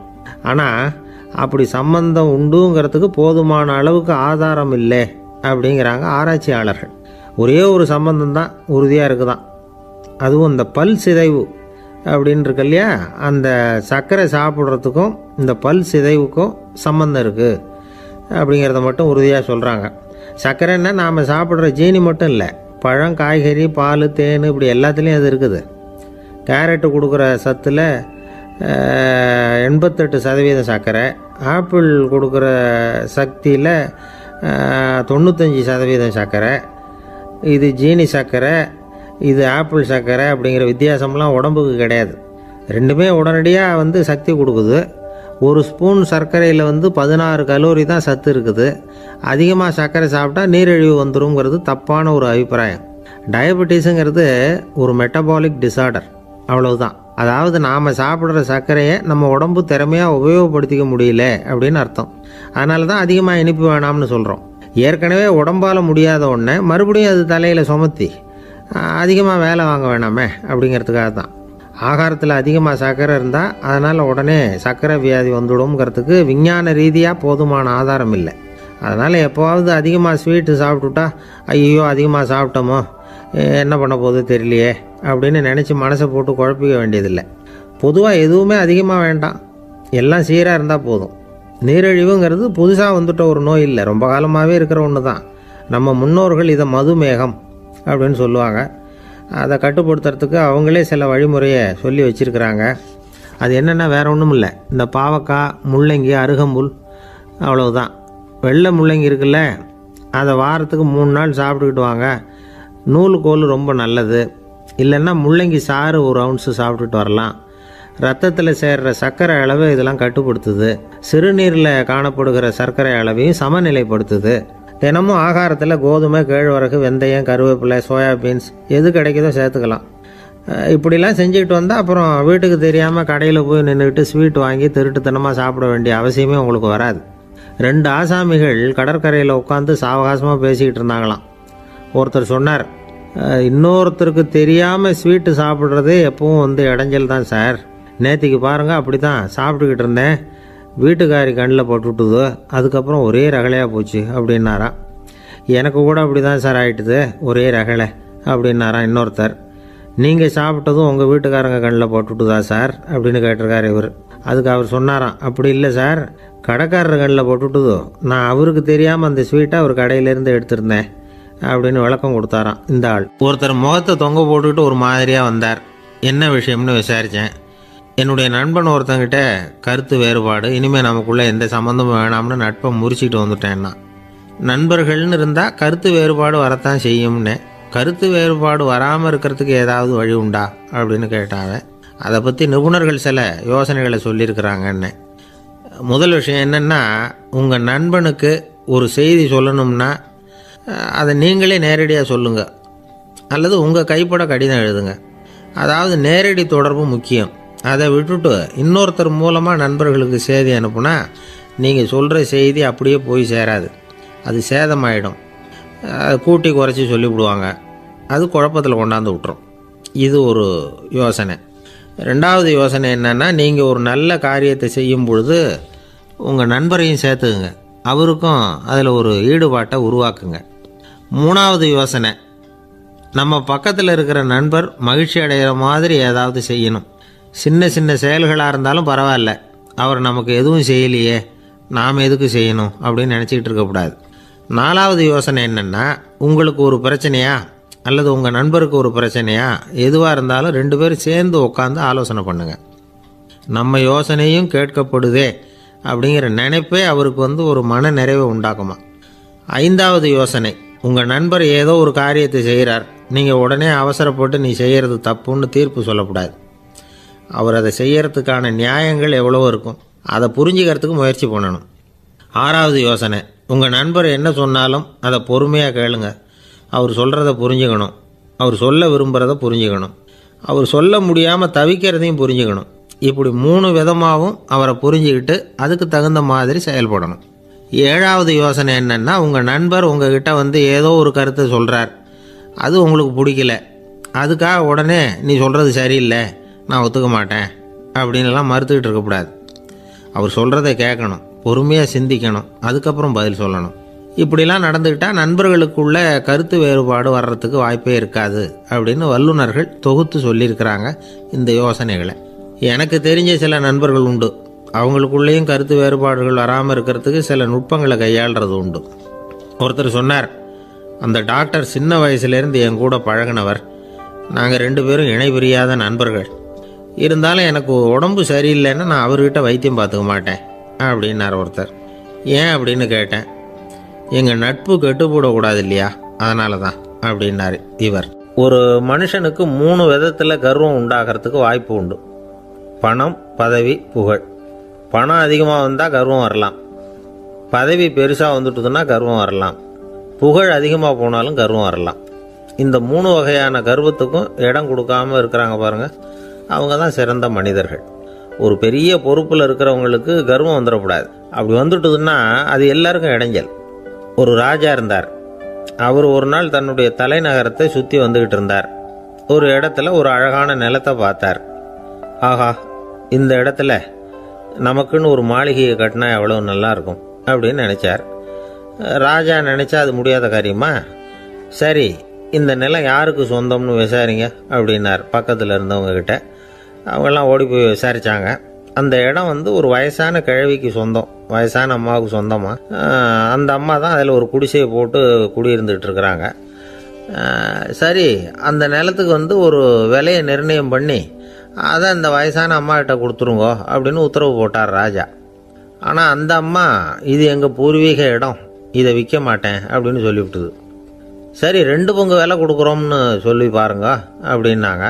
அப்படியே சொன்னாங்க அரண்மனை ஆட்கள். அதுக்கும் சம்மதிக்கலை அந்த அம்மா. இதை கேள்விப்பட்டதும் ராஜாவுக்கு கோபம் வந்துட்டுது. தன்னுடைய ஆளுங்களை கூப்பிட்டார். போய் அந்த குடிசையை பிரிச்சேரிங்க, காசெல்லாம் ஒன்றும் கொடுக்காதீங்க அப்படின்னு கத்தினார். அவ்வளோதான். அடுத்த நிமிஷம் அரண்மனை ஆசாமிகள் போனாங்க, குடிசையை பிரித்து எரிஞ்சாங்க. அந்த வயசான அம்மா இருக்கு, அதுவும் அந்த இடத்த விட்டு துரத்தி விட்டாங்க. அந்த இடத்துல ஒரு அரச மாளிகையை கட்டி முடிச்சிட்டாங்க. அந்த வயசான அம்மா பாவம், ராஜாவே இப்படி பண்ணால் யார்கிட்ட போய் முறையிட முடியும்? ஒரு ஞானி இருந்தார், அவர்கிட்ட போய் சொன்னாங்க. அவர் இவங்க சொன்னதை கேட்டு மனசில் வச்சுக்கிட்டார். ஒரு நாள் அந்த ராஜாவே இந்த ஞானியை கூப்பிட்டார். புதுசாக ஒரு மாளிகை கட்டியிருக்கிறேன், வந்து பாருங்கன்னு. சரின்னு சொல்லி இந்த பெரியவர் ஒரு நாள் அந்த மாளிகைக்கு போனார். சும்மா போகல, ஒரு கழுதையையும் ஓட்டிகிட்டு போனார். கொஞ்சம் சாக்குகள், வெத்து சாக்கு, அதையும் எடுத்து கழுதை முதுகில் போட்டு கழுதையை ஓட்டிகிட்டு போகிறார். ராஜா பார்த்தார். அவருக்கு இது ஆச்சரியமாக இருந்தது. என்ன இது, மாளிகைக்கு வந்துட்டு போங்கன்னு கூப்பிட்டா கழுதை, சாக்கு இதெல்லாம் கூப்பிட்டு வராரு, ஒன்றும் புரியலையேன்னு நினச்சார். எதுக்காக இதெல்லாம்னு கேட்டார். அரசருடைய தோட்டத்திலேருந்து கொஞ்சம் மண் எடுத்துகிட்டு போகிறதுக்கு ஆசைப்படுறேன், அதுக்கு நீங்கள் அனுமதி கொடுக்கணும் அப்படின்னாரு இவர். இது என்ன வேடிக்கையான கோரிக்கையாக இருக்குது அப்படின்னு நினச்சார் ராஜா. இருந்தாலும் மண்ணு தானே கேட்குறாரு, எடுத்துகிட்டு போகட்டுமே அப்படின்னு நினச்சார். சரின்னு அனுமதி கொடுத்தார். அந்த பெரியவர் தோட்டத்துக்கு போனார், மண்ணை வெட்டினார், சாக்கில் போட்டு நிரப்புனார். ராஜாவை கொஞ்சம் கிட்ட வாங்கன்னு கூப்பிட்டார். இந்த மண் மூட்டையை தூக்கி கழுதையோட முதுகில் வைக்கணும், கொஞ்சம் உதவி பண்ணுங்கன்னார். ஓ, பண்ணுறேனே அப்படின்னு சொல்லி ராஜா கிட்ட போனார். மூட்டையை தூக்கி பார்க்குறாரு, முடியல, திணறி போயிட்டார். இப்போ அந்த ஞானி பேசினாராம். அரசே, இந்த ஒரு சாக்கு மண்ணையே உங்களால் தூக்க முடியல, அந்த கிழவிகிட்ட இருந்து அந்த அக்கிரமமாக அபகரித்த இந்த தோட்டம் பூராவையும் சுமக்கணும்னு ஆசைப்படுறீங்களே, அது உங்களால் முடியுமா அப்படின்னு கேட்டாராம். ராஜா யோசனை பண்ண ஆரம்பித்தார். தன்னுடைய செயலுக்காக வருத்தப்பட்டாராம். அந்த வயசான அம்மாவை உடனடியாக வரவழைச்சார். தாயே, தப்பு பண்ணிட்டேன், என்னை மன்னிச்சுக்குங்க, இன்னையிலேருந்து இந்த மாளிகையும் தோட்டமும் உங்களுக்கு தான் சொந்தம் அப்படின்னு சொல்லிவிட்டாராம். போகிறப்ப இந்த உலகத்திலேருந்து எண்ணத்தை எடுத்துகிட்டு போக போகிறோம், அதனால் ரொம்பவும் அலட்டிக்க வேண்டியதில்லை, கர்வப்பட வேண்டியதில்லை அப்படிங்கிறது ஒரு பெரிய உபதேசம். ஒரு பெரிய மனுஷன் சாக கிடந்தார், ரொம்பவும் அழுதார். ஏன் அழறீங்க அப்படின்னு கேட்டாங்க சுற்றி இருந்தவங்க. நான் சாகிறதுக்காக கவலைப்படலை, நான் நம்ம ஜனங்களுக்காக எவ்வளவோ காரியம்லாம் செஞ்சுக்கிட்டு வந்தேன். நான் செஞ்சுக்கிட்டு வந்த சேவையை இனிமேல் யார் செய்ய போகிறாங்க, அது யாரால முடியும், அதை நினச்சி தான் அழறேன் அப்படின்னாராம். ஒருத்தர் முன்னாடி வந்தார். அதுக்காக நீங்கள் கவலைப்படாதீங்க, உங்கள் சேவையை தொடர்ந்து செய்கிறதுக்கு என்ன மாதிரி இளைஞர் பட்டாலும் தயாராக இருக்குது, இருந்தாலும் எங்கள் கவலை என்னென்னா அப்படின்னு இழுத்தார். என்ன சொல்லுங்கன்னு கேட்டார் அவர். நீங்கள் இது வரைக்கும் என்ன சேவை செஞ்சுக்கிட்டு வந்தீங்க, அதுதான் எங்களுக்கு இன்னமும் புரியாத புதிராக இருக்குது அப்படின்னாராம் அவர். இந்த காலத்து புள்ள ஒருத்தன் தன்னோட அப்பாவை பார்த்து சொன்னான், அப்பா, நான் உனக்கு உதவி செய்யலாம்னு நினைக்கிறேன், என்ன உதவி செய்யணும்னு சொல்லு அப்படின்னா. நீ சும்மா இருந்தால் அதுவே எனக்கு செய்கிற பெரிய உதவிடா அப்படின்னார் அப்பா. சும்மா இருக்கிறதும் ஒரு உதவி தான். அது மாதிரி மௌனமும் ஒரு சமூக சேவை தான் அப்படிங்கிறார் காஞ்சி பெரியவர். நமக்கு 5 புலன்கள் இருக்குது: மெய், வாய், கண், மூக்கு, செவி. இந்த 5லேயும் அதிகப்படியான வேலை எதுக்குன்னு நினைக்கிறீங்க? வாய்க்கு தான். ஏன்னா அதுக்கு 2 வேலை. இப்போ கண்ணுக்கு பார்க்குறது மட்டும்தான் வேலை, காதுக்கு கேட்குறது மட்டும்தான் வேலை, மூக்குக்கு வாசனை அறியறது தான் வேலை, உடம்புக்கு உணர்றது மட்டும்தான் வேலை. ஆனால் வாய் அப்படி இல்லை, அதுக்கு 2 வேலை. சாப்பிட்றதும் அதுதான், பேசுகிறதும் அதுதான். அதாவது வாய் ஒன்று தான் கர்மேந்திரியமாகவும் இருக்குது, ஞானேந்திரியமாகவும் இருக்குது அப்படின்னு சொல்லுவாங்க. சாப்பாட்டில் உட்காந்தா எந்தெந்த ஆகாரம் என்னென்ன ருசின்னு அறிவிக்கிற வேலையும் செய்யுது. சபையில் உட்காந்தா பாடுறது, பேசுறது, சிரிக்கிறது, இது மாதிரியான வேலையும் செய்யுது. இன்னொரு வித்தியாசம், கண்ணு, காது, மூக்கெல்லாம் ஸ்ட்ரெயின் பண்ணிக்கிட்டு வேலை செய்கிறதில்ல. ஒரு ரோஜா பூ பார்த்தா உடனே மூக்கு அப்படியும் இப்படியும் அசைய ஆரம்பிக்கிறதில்ல. ஒரு சங்கீதத்தை கேட்ட உடனே காது ஆட ஆரம்பிக்காது. ஆனால் வாய் அப்படி இல்லை, அது பேசினாலும் சரி சாப்பிட்டாலும் சரி அசைஞ்சு தான் ஆகணும். ஆக மற்றதை விட வாய்க்கு வேலை ஜாஸ்தின்னு தெரியுது. சாப்பிட்றது, பேசுறது அப்படின்னு 2 காரியம் அதுக்கு. இப்படி 2 காரியம் இருக்கிறதுனால அது 2ஐயும் பாதியாக குறைச்சிக்கணுங்கிறது கடவுள் அபிப்பிராயமாக இருக்கணும் அப்படிங்கிறார் காஞ்சி பெரியவர். ஆனால் இப்போ நாம் அப்படியே நடந்துக்கிறோம், அதுக்கு நேர்மாறாக நடந்துக்கிறோம். நாம் சாப்பிட்றதும் அதிகம், பேசுகிறதும் அதிகம், 2 வேலையையும் தேவைக்கு அதிகமாகவே செய்கிறோம். வாய் தான் ரொம்ப ஓவர் ஒர்க்குடு. அதுக்கு ஓய்வு கொடுத்தா உடம்பும் நல்லாயிருக்கும், உலகமும் நல்லாயிருக்கும். மௌன விரதம் இருக்கிறதெல்லாம் எதுக்காக நினைக்கிறீங்க? இதுக்காக தான். இந்த காலத்தில் மௌனமாக இருக்கிறவங்கெல்லாம் மகத்தான தொண்டு செய்கிறாங்க அப்படின்னு தான் சொல்லணும். சத்தம் அதிகமாக போய் தான் சவுண்டு பொல்யூஷன் வருது. அது மட்டும் இல்லை, மௌனமாக இருந்தால் சண்டை சச்சரவே வராது. மௌனம் கலக நாஸ்தி. ஆக இதுவும் ஒரு சமூக சேவை தான். நமக்கு தான் வாய் இருக்குதேங்கிறதுக்காக வசமாக சாப்பிட்றதும் தப்பு, வளவளன்னு பேசுகிறதும் தப்பு. ஒரு கருத்தை சொல்கிறதுக்கு ஒரே ஒரு சொல்லு போதும் அப்படின்னு இருக்கும்பொழுது 2 சொற்களை செலவு பண்ணாதே. எவ்வளவு சொன்னாலும் அதனால் ஒரு பயனும் விளையாது அப்படின்னு தெரிய வருமேயானால் அந்த ஒரு சொல்லையும் விரயம் பண்ணாதே அப்படிங்கிறார் ஒரு அறிஞர். எல்லா குணங்கள்லேயும் மௌனம்தான் சிறந்தது அப்படிங்கிறார் ஒருத்தர். மௌனமாக இருக்கிறது மூலமாக மற்றவர்கள் குறைகளை நம்மளால் தெரிஞ்சிக்க முடியும். அதே சமயத்தில் நம்மகிட்ட இருக்கிற குறைகளை மற்றவங்களுக்கு தெரியாமல் மறைச்சிக்கவும் முடியுங்கிறார் அவர். உண்மைதானே? ஒரு பெரிய மேடை பேச்சாளர், பொது வாழ்க்கையில் 25 வருஷ காலமாக ஈடுபட்டிருக்கிறவர். அவர் மனைவி ஒரு நாள் சொன்னாங்க, எங்கள் வீட்டுக்காரர் 25 வருஷ காலமாக பொது வாழ்வில் ஈடுபட்டிருந்தா கூட இந்த மாதம் 10ஆம் தேதியிலேருந்து தான் மக்களுக்கு சேவை செய்ய ஆரம்பிச்சிருக்கார் அப்படின்னு நாங்கள் ரொம்ப பெருமையாக. 10ஆம் தேதிக்கு அப்படி என்ன விசேஷம் அப்படின்னு கேட்டோம். அன்னையிலேருந்து தான் அவர் மேடையில் பேசுகிறத நிறுத்தினார் அப்படின்னாங்க அந்த அம்மா. ஒரு நண்பர் அவசரமாக என்கிட்ட ஓடி வந்தார். அப்புறம் சொன்னார், என்னால் நம்பவே முடியல சார், என் பையனை அப்படி அப்படின்னு சொல்லி ஆச்சரியப்பட்டார். உங்கள் பையன் அப்படி என்ன தான் செஞ்சுட்டான் அப்படின்னு கேட்டேன். என்னால் முடியாத ஒரு காரியத்தை அவன் செஞ்சுட்டான் சார் அப்படின்னார். அது என்னன்னு தான் சொல்லுங்களேன். என்ன? 5ஆவது வகுப்பில் அவன் ஒரே தடவையில் தேறிட்டான் சார், அதாவது ஒரே அட்டம்ப்டில் பாஸ் ஆகிருக்கான் அப்படின்னார் மூச்சு வாங்க.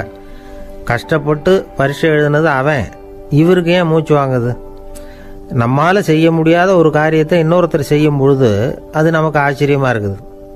சர்க்கஸ் பார்க்குறோம், ஒருத்தர் அந்த இடத்துல தொங்குறார், அது நமக்கு ஆச்சரியம். ஏன்னா அது நம்மால் முடியாத காரியம்.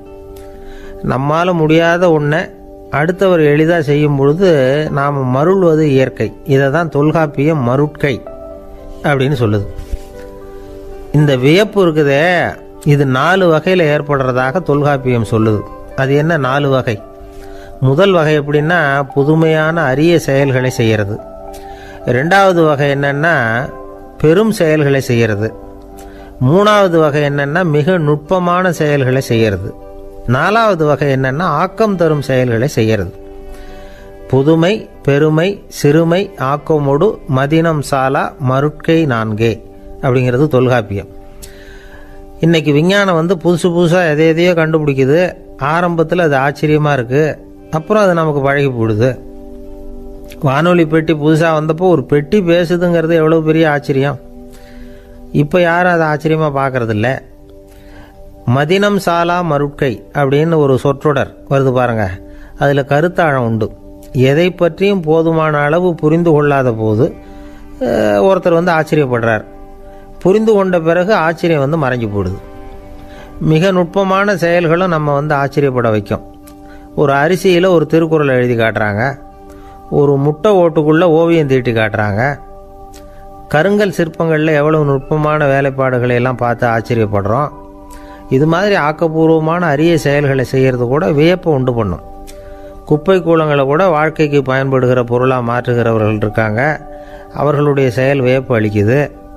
இடைக்காட்டு சித்தர் பாடின 30 நூலில் வர்ற ஒரு பாடல், ஆற்றல் பிறர் அறிதலின் அகம் கிளர்வு உறுதலின் கற்று அறி பாணர் கெழுமிய கோடலின் தோற்றம் உருகவே போற்றல் சால் வியப்பே.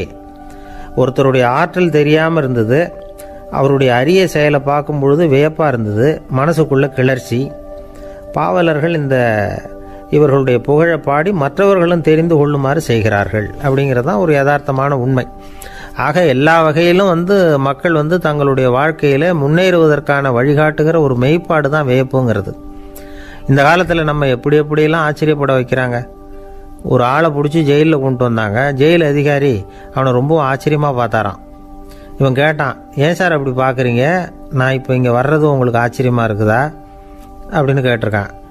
இதுக்கு ஜெயில் அதிகாரி சொல்லியிருக்கார், நீ இப்போ இங்கே வந்ததில் எனக்கு ஒன்றும் ஆச்சரியம் இல்லைப்பா, ஏற்கனவே நீ இங்கேருந்து விடுதலையாகி போய் 6 மாதம் ஆச்சு, இவ்வளவு லேட்டாக வர்றியே அதுதான் எனக்கு ஆச்சரியமாக இருக்குது அப்படின்னாராம். ஒருத்தர் ஒரு தவறு செஞ்சு விடுறாருன்னு வச்சுக்கோங்க, உடனே நீ செஞ்சது தவறு அப்படின்னு சொல்கிறது ஒரு வகை.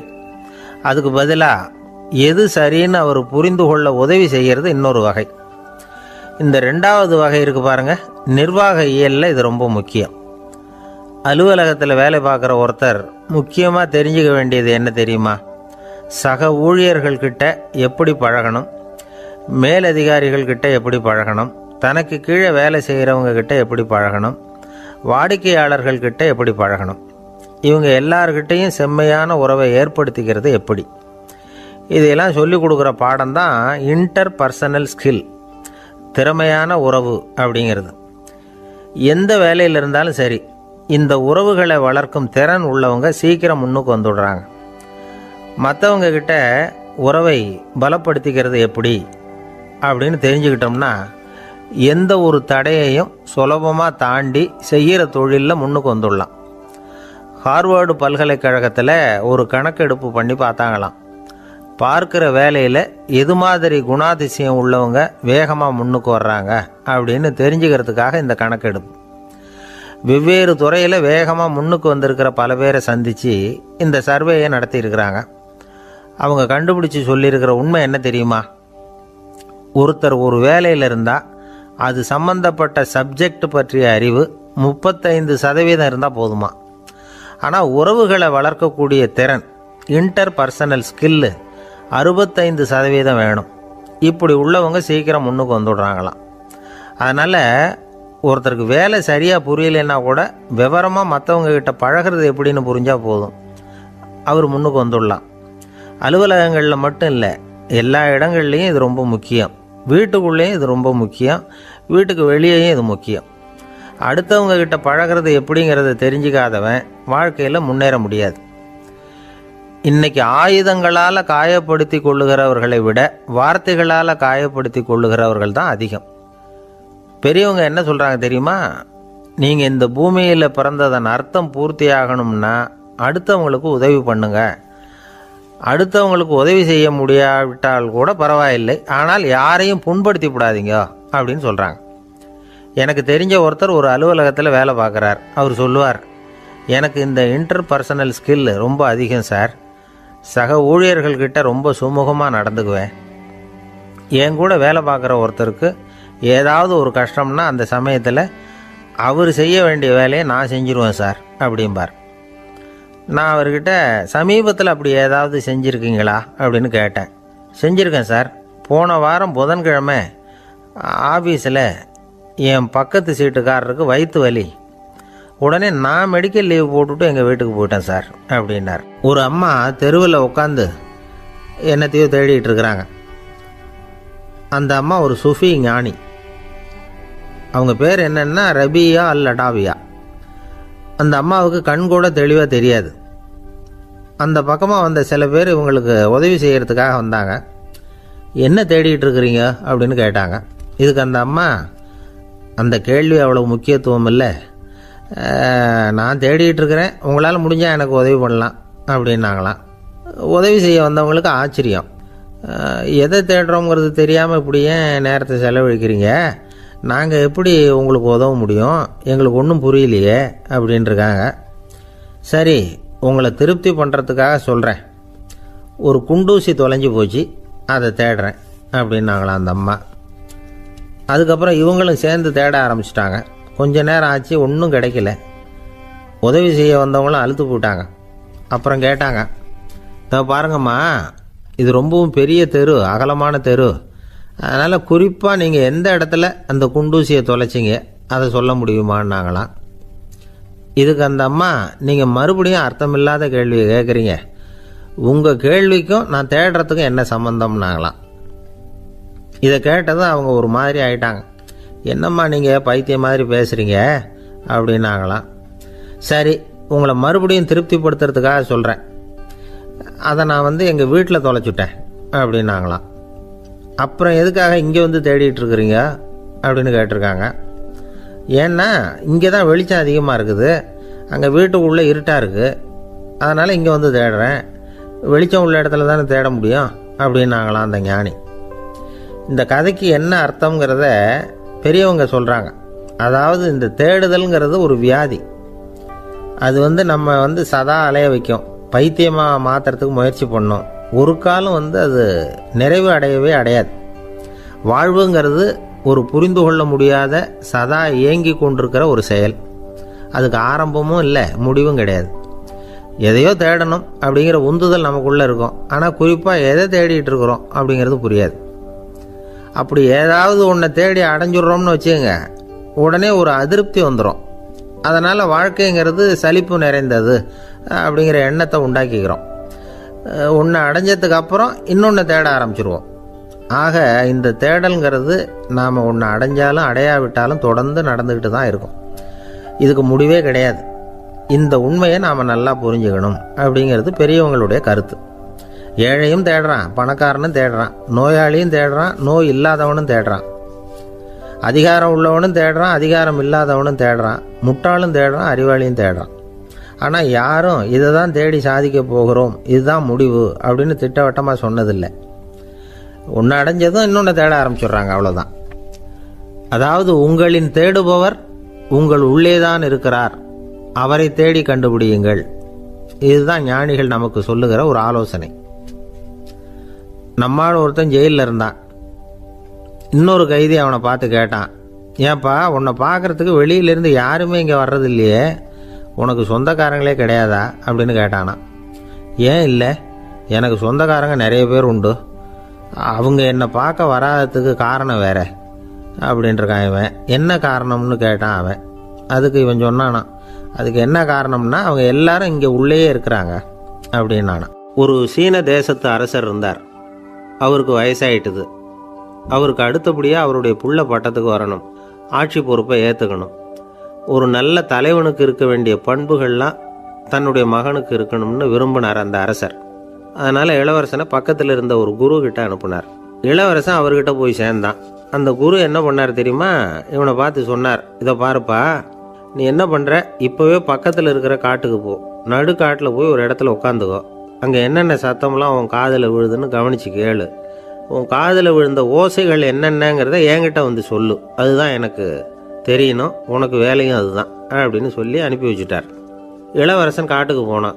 குரு சொன்னபடியே ஒரு இடத்துல உட்காந்து கவனித்து கேட்டான். அதுக்கப்புறம் குரு கிட்ட திரும்பி வந்தான். என்னென்ன சத்தம்லாம் கேட்ட அப்படின்னு கேட்டார் குரு. குருவே, காட்டில் நான் பறவைகள் சத்தம்லாம் கேட்டேன், மிருகங்களின் ஓசையையும் கேட்டேன், இதை தவிர இடி மின்னல் மழை இதுகளோட சத்தத்தையும் கேட்டேன் அப்படின்னா. குரு யோசனை பண்ணார், நீ இன்னமும் சரியாக கேட்கல, அதனால் மறுபடியும் காட்டுக்கு போ, கொஞ்ச நாள் தங்கியிருந்து கேட்டுட்டு வா அப்படின்னார். இளவரசனுக்கு ஒன்றும் புரியல.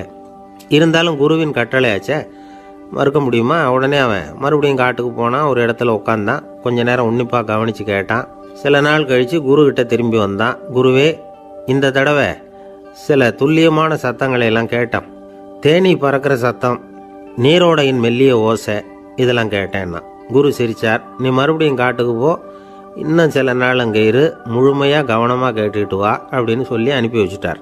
இளவரசனுக்கு குழப்பம் அதிகமாயிட்டுது. ஒன்றுமே புரியல. மறுபடியும் காட்டுக்கு போனான். மௌனமாக ஒரு இடத்துல உட்காந்துட்டான். அப்படியே தியானத்தில் ஆழ்ந்துட்டான்.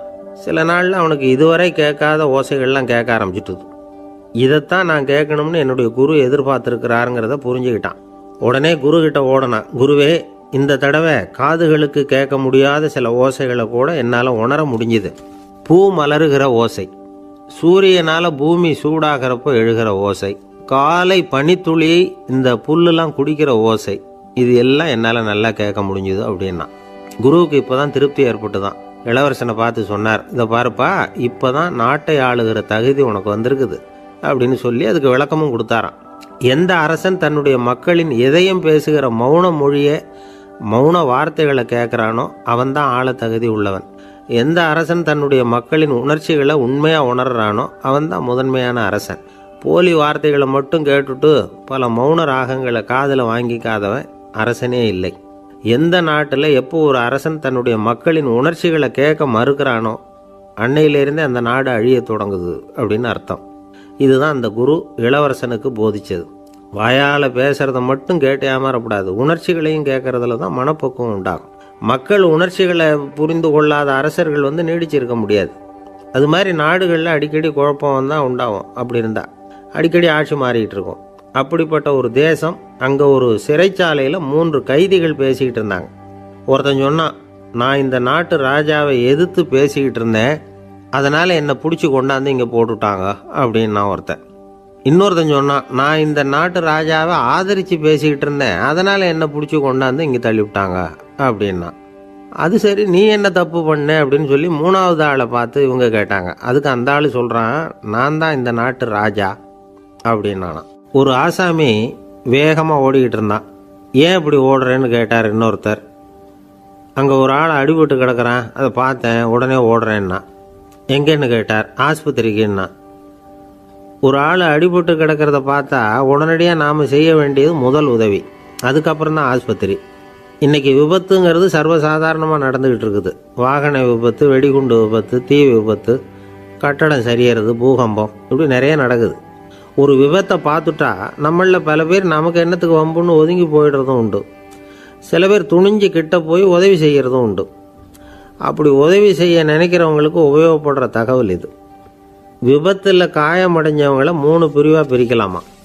முதல் வகை கொஞ்சம் சீரியஸானது, உயிருக்கு உடனே ஆபத்து தரக்கூடியது. மூளை காயம், முகம், கழுத்து காயங்கள், இருதயம், நுரையீரல் காயங்கள், வயத்தில் உள்ளுறுப்பு காயங்கள், அதிகப்படியான இரத்தப்போக்கு, இதனால எல்லாம் பாதிக்கப்பட்டிருந்தால் அது முதல் வகை அப்படின்னு நாமளே மனசுக்குள்ளே முடிவு பண்ணிக்கணும். இவங்களுக்கெல்லாம் உடனடியாக முதல் உதவி கொடுக்கணும். தாமதப்படுத்தாமல் ஆஸ்பத்திரிக்கு கொண்டுகிட்டு போயிடணும். இப்படி கொஞ்சம் எச்சரிக்கையாக நடந்துக்கிட்டால் அவங்களில் பல பேரை காப்பாற்றி போடலாம். 2வது வகை எப்படின்னா, முதல் உதவி விரைவாக கிடைச்சா உயிர் பிழைக்கக்கூடிய மார்பு காயங்கள், கைகால் எலும்பு முறிவு, இடுப்பு முதுகெலும்பு காயம், சீரான இரத்த சேதம், இப்படிப்பட்டவங்களை 2வது வகையாக பிரிக்கணும். ஆபத்து இல்லாத சிராய்ப்புகள், சிறு காயங்கள், இரத்த உறைவுகள், இதனால் பாதிக்கப்படுறவங்க 3வது வகை. ஒருத்தர் தலையில் அடிபட்டு நினைவு விழுந்துட்டார்னு வச்சுங்க, அவருக்கு வாந்தி வர்றதுனால புறையேறி மூச்சு அடைப்பு உண்டாகும். இப்படி ஆகாமல் இருக்கிறதுக்காக தலையை ஒரு பக்கமாக சாய்ச்சி வைக்கலாம். நாடி துடிப்பையும் இதய துடிப்பையும் தொட்டு பார்க்கணும். அது குறைஞ்சிருந்தாலும் சரி, நின்று இருந்தாலும் சரி, அவர் மார்பை நிமிஷத்துக்கு 80 தடவை உள்ளங்கையால் அழுத்தி இதய துடிப்பை மீட்கிறதுக்கு உதவி பண்ணணும். கழுத்தில் காயம்பட்டாலும் ஆபத்து அதிகம். கழுத்துக்கு அடியில் ஒரு துண்டை மடித்து வைக்கலாம். 2 பக்கமும் சின்ன தலையணை அல்லது துணி மடிப்புகளை வச்சு கழுத்தை அதிகமாக அசையாமல் பார்த்துக்கலாம். முதுகெலும்பு முறிஞ்சிருக்குமோ அப்படிங்கிற சந்தேகம் இருந்ததுன்னா அவரை அதிகமாக அசைய விடக்கூடாது. அதிகமாக அசைஞ்சால் தண்டு இடத்துல பாதிப்பு ஏற்பட்டு கைகால் விளங்காமல் போயிடும். அவரை ஒரு கனமான போர்வை இல்லைன்னா பாயில் படுக்க வச்சு 4 பேர் மெதுவாக தூக்கி மருத்துவ உதவிக்கு அனுப்பி வைக்கலாம். கையெலும்பு முறிஞ்சிருந்தா முறிஞ்ச பாகத்தை உடம்போடு சேர்த்து அசையாமல் கட்டி போடலாம். கால் எலும்பு முறிஞ்சிருந்தா மற்ற காலோட சேர்த்து கட்டி போடலாம். முறிஞ்ச பாகம் தொங்காமல் பார்த்துக்கணும், அப்போ தான் வீக்கம் உண்டாகாமல் இருக்கும். வெட்டு காயம், குண்டடிப்பட்ட காயம், இதிலெல்லாம் இரத்தப்போக்கு அதிகமாக இருக்கும். ரத்தம் வெளியேற ஆபத்து அதிகம். சுத்தமான துணியை பல மடிப்புகளை மடித்து காயத்தின் மேலே வச்சு அழுத்தமாக ஒரு 10 நிமிஷம் பிடிச்சிக்கணும். ரத்தம் நின்ன உடனே காயத்துக்கு கட்டு போடலாம். சில சமயம் காயம்பட்ட பாகத்தை உயரமாக தூக்கி பிடிச்சிக்கிட்டா தான் ரத்த கசிவு நிற்கும். இந்த விவரங்களை எல்லாம் கொஞ்சம் மனசில் வாங்கி வச்சுக்கிட்டோம்னா சமயத்தில் உதவும். ஏன்னா இந்த காலத்தில் விபத்து எந்த ரூபத்தில் எப்போ வரும்னு யூகிக்கவே முடியல. நண்பர் ஒருத்தர் சொன்னார், நேற்றுக்கு பாருங்க சார், என் கண்ணு முன்னாடியே ஒரு சின்ன விபத்து நடந்ததுன்னார். என்னன்னு விசாரித்தோம். ஒரு பஸ்ஸில் வந்துக்கிட்டு இருந்தேன். அந்த பஸ்ஸில் பின்பக்கம் படி ஓரமாக நின்றுக்கிட்டு இருந்த ஒருத்தர் ரோட்டில் விழுந்துட்டார். டிரைவர் அதை கவனிக்கலை, நிறுத்தாமல் அவர் பாட்டுக்கு போகிறாருனார். கண்டக்டர் உடனே விசில் கொடுத்து பஸ்ஸை நிறுத்த வேண்டியது தானே அப்படின்னோம். அதுதான் சார் முடியாமல் போச்சுன்னார் அவர். ஏன்னு கேட்டாங்க. தவறி கீழே விழுந்ததே அந்த கண்டக்டர் தான் சார் அப்படிங்கிறார். ஒரு நண்பர், அவர்கிட்ட பேசிக்கிட்டு இருந்தேன். மனித உறவுகள் பற்றி அவர் சொல்லிகிட்டு இருந்தார். அமெரிக்காவில் தந்தை மகன் உறவு எப்படி இருக்குது அப்படிங்கிறத விளக்கிறதுக்கு அவர் ஒரு கதையை சொன்னார். ஒரு அப்பா பகல் பூராவும் அலுவலகத்தில் வேலை, ஓடி ஆடி உழைச்சிக்கிட்டு களைச்சி போய் ராத்திரி 10 மணிக்கு மேலே வீடு திரும்பினான். வீட்டு வாசலில் அவரோட மகன் காத்துக்கிட்டு இருக்கிறான். இன்னமும் தூங்கலை. அப்பாவை வாசல்லையே தடுத்து நிறுத்தி, அப்பா உனக்கு சம்பளம் எவ்வளவு அப்படின்னு கேட்குறான். ஏற்கனவே ஆஃபீஸு பிரச்சனைகளால் அழுத்து போய் திரும்புகிற அப்பாவுக்கு கோவம் வந்துடுது. என்னடா இப்படிலாம் கேளுன்னு உங்கள் அம்மா உனக்கு சொல்லி கொடுத்தாளா அப்படின்னு சொல்லிவிட்டு உள்ளே போய் சட்டையை கட்டி மாட்டிவிட்டு குளிச்சுவிட்டு மறுபடியும் வெளியில் உடையை மாற்றுகிற சமயம் அப்போ மறுபடியும் மகன் உள்ளே நிற்கிறான் அவர் முன்னாடியே. அப்பா உனக்கு எவ்வளவு சம்பளங்கிறான் மறுபடியும். அப்பாவுக்கு எரிச்சல் அதிகமாகிட்டுது. மணிக்கு $20 போதுமா அப்படின்னார். அப்படின்னா எனக்கு ஒரு $10 தர முடியுமா நான் மகன்? இதுக்கு தான் என் சம்பளம் எவ்வளவுன்னு கேட்டியா? 2ஆம் வகுப்பு படிக்கிற உனக்கு எதுக்குடா $10 அப்படின்னு கத்திவிட்டு தொலைக்காட்சி பெட்டியின் முன்னாடி போய் உட்காந்துக்கிட்டு ஏதோ நிகழ்ச்சியை பார்க்க ஆரம்பிச்சிட்டார். கொஞ்ச நேரம் கழித்து மறுபடியும் மகன் நிற்கிறான். அப்பா ப்ளீஸ் எனக்கு ஒரு $10 கொடுக்க முடியுமா? மகனுடைய கண்களில் கண்ணீர். என்னடா அவன் கண்ணீரை காட்டி காரியம் சாதிக்கலாம்னு பார்க்குறியா? ஒரு காசு கூட கொடுக்க மாட்டான் போ அப்படின்னு விரட்டி விட்டான். மகன் கண்ணீரை தொடச்சிக்கிட்டே கண்ணை தொடச்சிக்கிட்டு பேசாமல் போய் படுத்துக்கிட்டானா. கொஞ்ச நேரம் ஆச்சு. அப்பாவோட கோபம் கொஞ்சம் கொஞ்சமாக குறைஞ்சிது. பிள்ளைகிட்ட கோபமாக கத்துனது தப்பு தாங்கிறது புரிஞ்சுது அவனுக்கு. எழுந்திரிச்சு போனான், படுக்கை இறக்கி போனான். மகனை பார்த்தான். அவன் தலையணையை கட்டி பிடிச்சிக்கிட்டு அழுதுகிட்டு இருக்கிறான். அவனை மெல்ல நெருங்கி அவங்ககிட்ட எதமாக பேசுகிறதுக்கு ஆரம்பித்தானான். எதுக்குடா உனக்கு $10 பள்ளிக்கூடத்தில் கேட்டாங்களா அப்படின்னு கேட்டானான். மகன் சொல்லியிருக்கான், இல்லை டாடி, உனக்கு 1 மணி நேரம் சம்பளம் $20ன்னு சொன்னேன். நீ ஏற்கனவே எனக்கு கொடுத்த பாக்கெட் மணி $10 என்கிட்ட இருக்குது. இப்போ நீ இன்னொரு $10 கொடுத்தீங்கன்னா அதையும் சேர்த்து $20 ஆகிடும். அந்த $20 நான் உனக்கு கொடுத்துருவேன். அப்படி கொடுத்தா நீ என் கூட 1 மணி நேரம் செலவழிப்ப இல்லையா? அதுக்காக தான் $10 கேட்டேன் அப்படின்னு சொன்னானான். அந்த அப்பா கண்ணு கலங்கி போச்சான். ஆதரவோடு தன்னுடைய மகனை கட்டி பிடிச்சி அழ ஆரம்பிச்சிட்டாராம். இதுதான் நண்பர் சொன்ன கதை. அமெரிக்கா மட்டும் இல்லை, உலகம் பூராவும் இன்றைக்கி மனித உறவுகள் இப்படி தான் மாறிட்டு இருக்கு. பெரியவர்கள் அறிவுரை என்ன தெரியுமா? உங்கள் குழந்தைகளிடமிருந்து குழந்தை பருவத்தை பிரித்து விடாதீர்கள் அப்படிங்கிறது தான். அதாவது இன்றைய குழந்தைகள் தங்கள் பிருந்தாவனத்தை இழந்து விடுகிறார்கள் அப்படிங்கிறது அவங்களுடைய கருத்து. இந்த நிலைக்கு நாம் காரணமாக இருந்துடக்கூடாது. குழந்தைகளோட விளையாடுவோம், குடும்பத்தோடு உறவாடுவோம் அப்படிங்கிறது தான் நம்முடைய நோக்கமாக இருக்கணும். இன்றைய உறவு முறைக்கு இன்னொரு உதாரணம் சொல்லுவாங்க. ஒருத்தர் வந்தாராம். அவர் பக்கத்தில் ஒரு சின்ன பையன். நாம் அவரை விசாரிக்கிறோம், யார் இந்த பையன் அப்படின்னா அவர் சொல்கிறார், இவன் எனக்கு தூரத்து உறவு அப்படின்னாராம். இந்த தூரத்து உறவுன்னா எப்படின்னு இருக்கான். இதுக்கு அவன் சொல்லியிருக்கிறான், இவன் எங்கள் அப்பாவுக்கு 8வது புள்ள அப்படின்னானான். ஒரு ஊரில் ஒரு பெரிய ஞானி இருந்தார். அவர் படுக்கையில் இருந்தார். இன்னும் கொஞ்ச நேரம்தான் அவர் இந்த உலகத்தில் இருக்க போகிறார். அவரை சுற்றி ஏகப்பட்ட கூட்டம். ஏற்கனவே அவருடைய உபதேசங்களை கேட்டவங்க பல பேர் அவரை சுற்றி நிற்கிறாங்க. அந்த ஞானி மெதுவாக கண்ணை திறந்து பார்க்குறார். எல்லாரும் அவருடைய கடைசி வார்த்தையை கேட்கறதுக்காக அவளோட காத்துக்கிட்டு இருக்கிறாங்க. அந்த ஞானி மெதுவாக பேச ஆரம்பித்தார். நான் என்னுடைய வாழ்நாள் பூராவும் உங்களுக்கு நிறைய போதனைகள் சொல்லிக்கிட்டு இருக்கிறேன். பேரானந்தம், மகிழ்ச்சி, தியானத்தன்மை, இதை பற்றியெல்லாம் சொல்லியிருக்கிறேன். இப்போ நான் வேற ஒரு கரைக்கு போய்கிட்டு இருக்கிறேன். நான் இனிமேல் இந்த கரையில் இருக்க மாட்டேன். நீங்கள் நான் சொன்னதையெல்லாம் கேட்டீங்க, ஆனால் எதையும் நீங்கள் நடைமுறைப்படுத்தி பார்க்கல. எல்லாம் கேட்டதோடு சரி, அதோடு விட்டுவிட்டீங்க. அப்புறம் அதை தள்ளி போட்டுக்கிட்டே வந்துட்டீங்க. மேலும் அதை தள்ளி போடுறதுல எந்த பிரயோஜனமும் கிடையாது. இப்போ நான் போய்கிட்டு இருக்கிறேன். உங்களில் யாராவது என்னோட வர்றதுக்கு தயாரா அப்படின்னு கேட்டார். அவ்வளவுதான். யாரும் வாயை திறக்கலை. ஒரே மௌனம், சத்தமே இல்லை. ஒருத்தர் பார்த்துக்கிட்டே நிற்கிறாங்க. அந்த கூட்டத்தில் ஒரு ஆள், அந்த ஞானி கூடவே 40 வருஷத்துக்கு மேலே இருந்திருக்கிறான். அவனும் வாயை திறக்காமல் இன்னொருத்தன் முகத்தை பார்த்துக்கிட்டே நிற்கிறான். இந்த சமயத்தில் பின்னாடி நின்றுக்கிட்டு இருந்த ஒருத்தன் கையை தூக்கினான். ஞானி அவனை பார்த்தார். சரி, ஒருத்தனுக்காவது நம்மோட வர்றதுக்கு தைரியம் இருக்குது அப்படின்னு நினச்சார். ஆனால் அந்த ஆள் என்ன சொன்னான் தெரியுமா? ஐயா, நீங்கள் கேட்குறப்போ நான் உடனே எழுந்திருக்கல, கையை மட்டும்தான் தூக்கினேன். என்ன காரணம்னா, நான் எப்படி அடுத்த கரைக்கு வந்து சேர்றதுங்கிறது தெரிஞ்சுக்கிறதுக்காகத்தான். அந்த விவரத்தை மட்டும் இப்போ உங்ககிட்ட இருந்து நான் தெரிஞ்சுக்க ஆசைப்படுறேன். ஏன்னா இப்போ நான் உங்கள் கூட வர்றதுக்கு தயாராக இல்லை. எவ்வளவோ காரியங்களை நான் இன்னும் இங்கே முடிக்க வேண்டி இருக்குது. வீட்டுக்கு ஒரு விருந்தினர் வந்திருக்கிறார். என்னுடைய இளைய மகனுக்கு கல்யாணம் பண்ணி வைக்கணும். அதனால் இன்றைக்கி உங்கள் கூட வர முடியாது. அது மட்டும் இல்லை, இப்போ உங்கள் கூட அடுத்த கரைக்கு வந்தால் திரும்பி வர முடியாதுன்னு வேறு சொல்கிறீங்க. அதனால் இப்போ நான் வரல. இன்னொரு நாள் நிச்சயமாக நான் வர்றேங்க, வந்து உங்களை சந்திக்கிறேன். அதனால் இப்போ நீங்கள் இன்னொரு தடவை எங்களுக்கு விளக்கமாக சொல்லணும். ஏற்கனவே பல தடவை சொல்லியிருக்கிறீங்க. தயவு பண்ணி இப்போ ஒரு தடவை சொன்னீங்கன்னா சௌகரியமாக இருக்கும். அந்த அடுத்த கரையை அடையிறது எப்படி, இப்போ ஒரு தடவை அதை விளக்கமாக சொல்லிட்டிங்கன்னா நல்லா ஞாபகப்படுத்திக்குவேன். அது சரியான சமயம் வர்றப்போ இது எனக்கு உதவியாக இருக்கும் அப்படின்னு நானும். ஆனால் உண்மை என்ன தெரியுமா? அந்த சரியான சமயம் வரவே இல்லை அப்படிங்கிறது தான் உண்மை. இப்படி அந்த கதை முடியும். இந்த கதை அந்த ஒரு ஆளுக்கு மட்டும் இல்லை, கிட்டத்தட்ட எல்லாருக்குமே அது பொருந்தும் அப்படிங்கிறாங்க விவரம் தெரிஞ்சவங்க.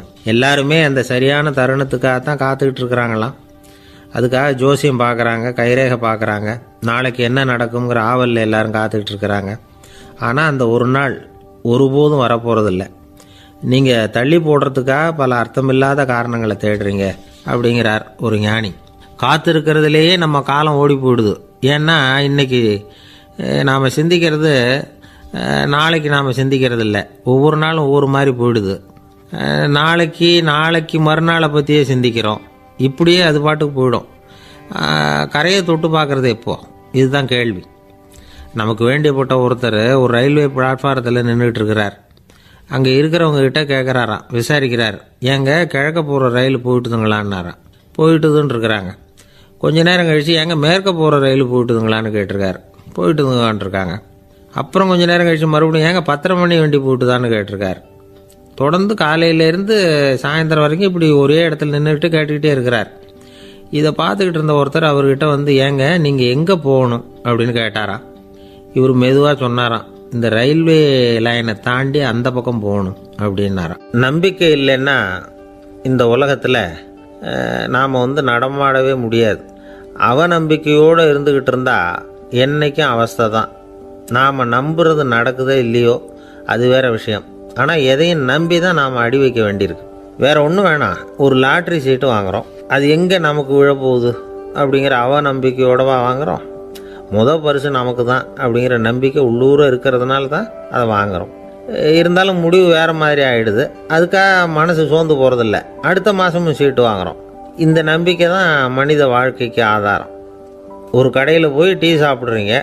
அந்த டீ நல்ல டீ தானா, அதில் விஷம் கலந்துருக்குமா அப்படிங்கிற சந்தேகம் வந்துட்டுதுன்னு வச்சுங்க. அதுக்கப்புறம் அதை எப்படி நீங்கள் சாப்பிட முடியும்? நம்பி தான் சாப்பிட்ணும். ரயில் ஒழுங்காக போய் சேருங்கிற நம்பிக்கை இருக்கிறதுனால தான் அதில் ஏறி உட்காடுறோம். லெட்டர் ஒழுங்காக போய் சேருங்கிற நம்பிக்கை இருக்கிறதுனால தான் பெட்டியில் போடுறோம். சரி, நம்ம கதையெல்லாம் நம்மளோட இருக்கட்டும். மனித நம்பிக்கை எந்த அளவுக்கு உறுதியாகவும் அறிவுபூர்வமாகவும் இருக்கணுங்கிறதுக்கு அலெக்சாண்டர் வாழ்க்கையில் நடந்த ஒரு சம்பவத்தை உதாரணமாக சொல்லலாம். இந்த உலகத்தையே ஜெயிக்கணும்னு புறப்பட்டார் அலெக்சாண்டர். ஒரு கட்டத்தில் அவர் சிட்னஸ் நதி கரைக்கு சேர்ந்தார். அந்த சமயத்தில் அவருக்கு கடுமையான நோய் வந்துட்டுது. அவர் கூடவே வந்திருந்த கிரேக்க வைத்தியர்கள் என்னென்னமோ முயற்சியெல்லாம் பண்ணி பார்த்தாங்க. இருந்தாலும் அலெக்சாண்டருக்கு வந்திருக்கிறது என்ன நோய்ங்கிறத அவங்களால கண்டுபிடிக்க முடியல. ஏன்னா அந்த பகுதியில் உள்ளவங்களுக்கு மட்டுமே அதிகமாக வரக்கூடிய ஒரு வினோதமான நோயாக இருந்தது அது. ஆனால் அவர் இருக்கிற இடம் எதிரியோட இடம், பாரசீக மன்னனோட ஆளுகைக்கு உட்பட்ட இடம். என்ன பண்ணுறது அப்படின்னு எல்லாரும் யோசனை பண்ணாங்க. பாரசீக மன்னனோட அரண்மனையில் இருக்கிற வைத்தியர் வந்தால் இந்த நோயை குணப்படுத்தி விடுவார் அப்படின்னு சொன்னாங்க. இருந்தாலும் எதிரியோட நாட்டில் இருக்கிற வைத்தியரை கூப்பிட்டு எப்படி நம்பி வைத்தியம் பார்க்க சொல்கிறது அப்படின்னு சொல்லி எல்லோரும் தயங்கினாங்க. ஆனால் அலெக்சாண்டர் தயங்கலை. பரவாயில்ல, அழைச்சிட்டு வாங்கன்னு விட்டார். உடனே அவரை போய் அழைச்சிட்டு வந்துட்டாங்க. அவர் வந்தார். அலெக்சாண்டர் உடம்பை பரிசோதனை பண்ணி பார்த்தார். சரி, இதை குணப்படுத்தி விடலாம், பயப்பட வேண்டியதில்லை. ஆனால் இதுக்கு ஒரு மூலிகை ரசம் தயார் பண்ணி கொடுக்கணும். நான் போய் அதை தயார் பண்ணிவிட்டு 2 நாளில் திரும்பி வந்துடுறேன் அப்படின்னு சொல்லிவிட்டு போனார் அந்த வைத்தியர். அதே மாதிரி 2 நாளில் திரும்பி வந்தார் மூலிகை ரசத்தோட. இதுக்கு இடையில் அலெக்சாண்டரோட தளபதிகளில் ஒருத்தர் ரகசியமாக ஒரு எச்சரிக்கை கடிதம் கொடுத்து அனுப்பியிருக்கிறான். அதை வாங்கி என்ன விஷயம்னு பார்த்தார். இப்போ உங்ககிட்ட வந்திருக்கிற எதிரி நாட்டு வைத்தியரை நம்பாதீங்கோ, அவன் கொண்டுகிட்டு வந்திருக்கிற மூலிகை ரசத்தில் விஷம் கலந்துருக்குது அப்படின்னு அதில் எழுதியிருக்கு. அதை பார்த்தார் அலெக்சாண்டர். இருந்தாலும் கொஞ்சம் கூட அலட்டிக்கல. வைத்தியர் கொடுத்த மருந்தை வாங்கி கடகடன்னு குடிச்சுட்டு அதுக்கப்புறம் அந்த கடிதத்தில் இருந்த விஷயத்தை அந்த வைத்தியர்கிட்ட சொன்னார். வைத்தியர் தகைச்சு போயிட்டார். தன் மேலே அலெக்சாண்டர் வச்சிருக்கிற நம்பிக்கையை பார்த்து அவருக்கு ரொம்ப வியப்பு. வைத்தியர் உண்மையிலேயே நல்ல மருந்து தான் கொண்டுகிட்டு கொடுத்துருக்கிறார், அதில் விஷம்லாம் எதுவும் கலக்கலை. அதுக்கப்புறம் அலெக்சாண்டர் அந்த வைத்தியரை பார்த்து சொன்னாராம், நம்பிக்கைங்கிற அச்சாணியை ஆதாரமாக வச்சுக்கிட்டு தான் இந்த உலகம் சுற்றிக்கிட்டு இருக்குது. எனக்கு எதிரியாக இருந்தாலும் பாரசீக மன்னர் ரொம்ப பெரியவர். அப்பேற்பட்ட மன்னருடைய அரண்மனை வைத்தியர் தொழில் நேர்மை இல்லாதவராக இருக்க மாட்டார். அப்படி இருந்தால் அவரை அரண்மனை வைத்தியராக வச்சிருக்கவே மாட்டாங்க அப்படின்னு நம்பினேன். என்னுடைய நம்பிக்கை வீண் போகலை அப்படின்னாராம். இதுதான் மானுட நம்பிக்கைங்கிறது. இந்த காலத்துலேயும் இது மாதிரி இந்த மானுட நம்பிக்கையை ரொம்பவும் சாமர்த்தியமாக கையாளுகிற கெட்டிக்காரங்க சில பேர் இருக்கிறாங்க. இந்த காலத்து குரு, அவருக்கு ஒரு சிஷ்யன். குரு முன்னாடி அந்த சிஷ்யன் ரொம்ப பணிவாக நின்று, குருவே, உங்கள் கையால் விஷத்தை கொடுத்தாலும் அதை வாங்கி மடமடன்னு குடிச்சிருவேன் அப்படின்னா. உன்னுடைய குரு பக்தியை மெச்சினேன் அப்படின்னார் குரு.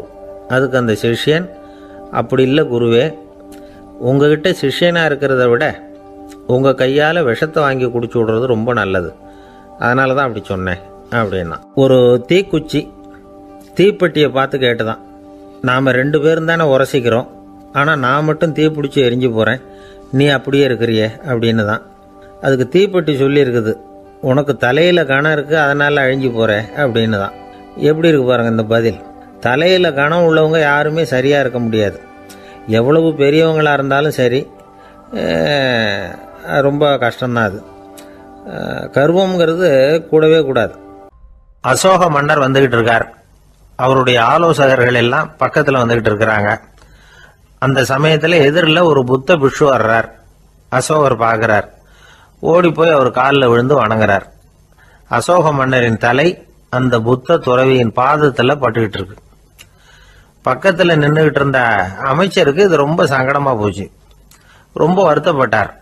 நம்ம அசோக சக்கரவர்த்தி எப்பேற்பட்டவர், அவரோட தலை ஒரு சன்னியாசியின் பாதத்தில் படுறதா அப்படின்னு நினைச்சு ரொம்ப கவலைப்பட்டார். அரண்மனைக்கு திரும்பினதும் அமைச்சர் மெதுவாக ஆரம்பிச்சார். அரசே, எனக்கு ரொம்ப வருத்தமா இருக்குது அப்படின்னார். எதுக்குன்னார் மன்னர். அசோக சக்கரவர்த்தியின் தலை, அதாவது அந்த சிரம், ரொம்ப மதிப்புமிக்க ஒன்று. அது ஒரு சன்னியாசியின் காலில் படலாமா அப்படின்னார். அசோகர் பதில் சொல்லல, சிரிச்சார், போயிட்டார். அதுக்கப்புறம் ஒரு சரியான சந்தர்ப்பத்துக்காக காத்துக்கிட்டு இருந்தார்.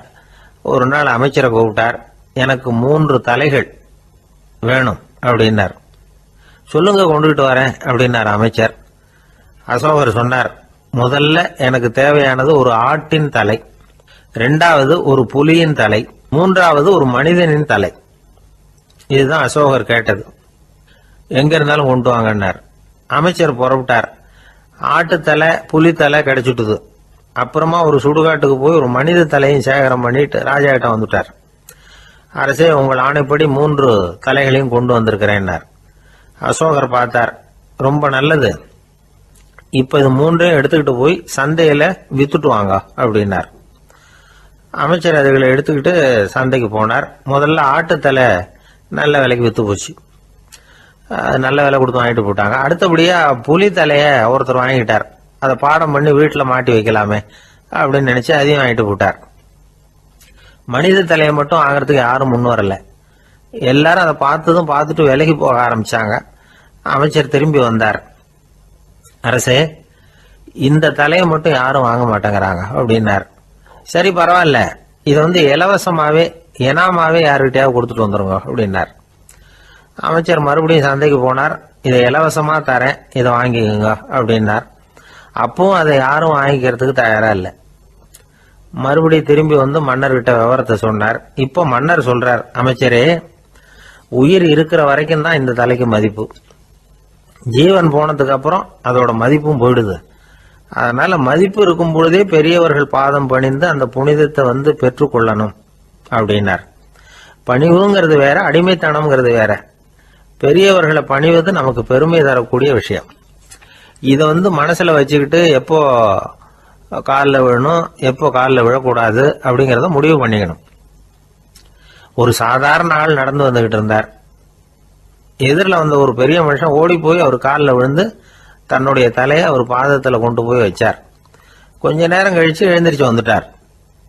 வந்த பிறகு இவரை கேட்டேன், ஏன் திடீர்னு ஓடி போய் அந்த ஆளு காலில் விழுந்தீங்க அப்படின்னு.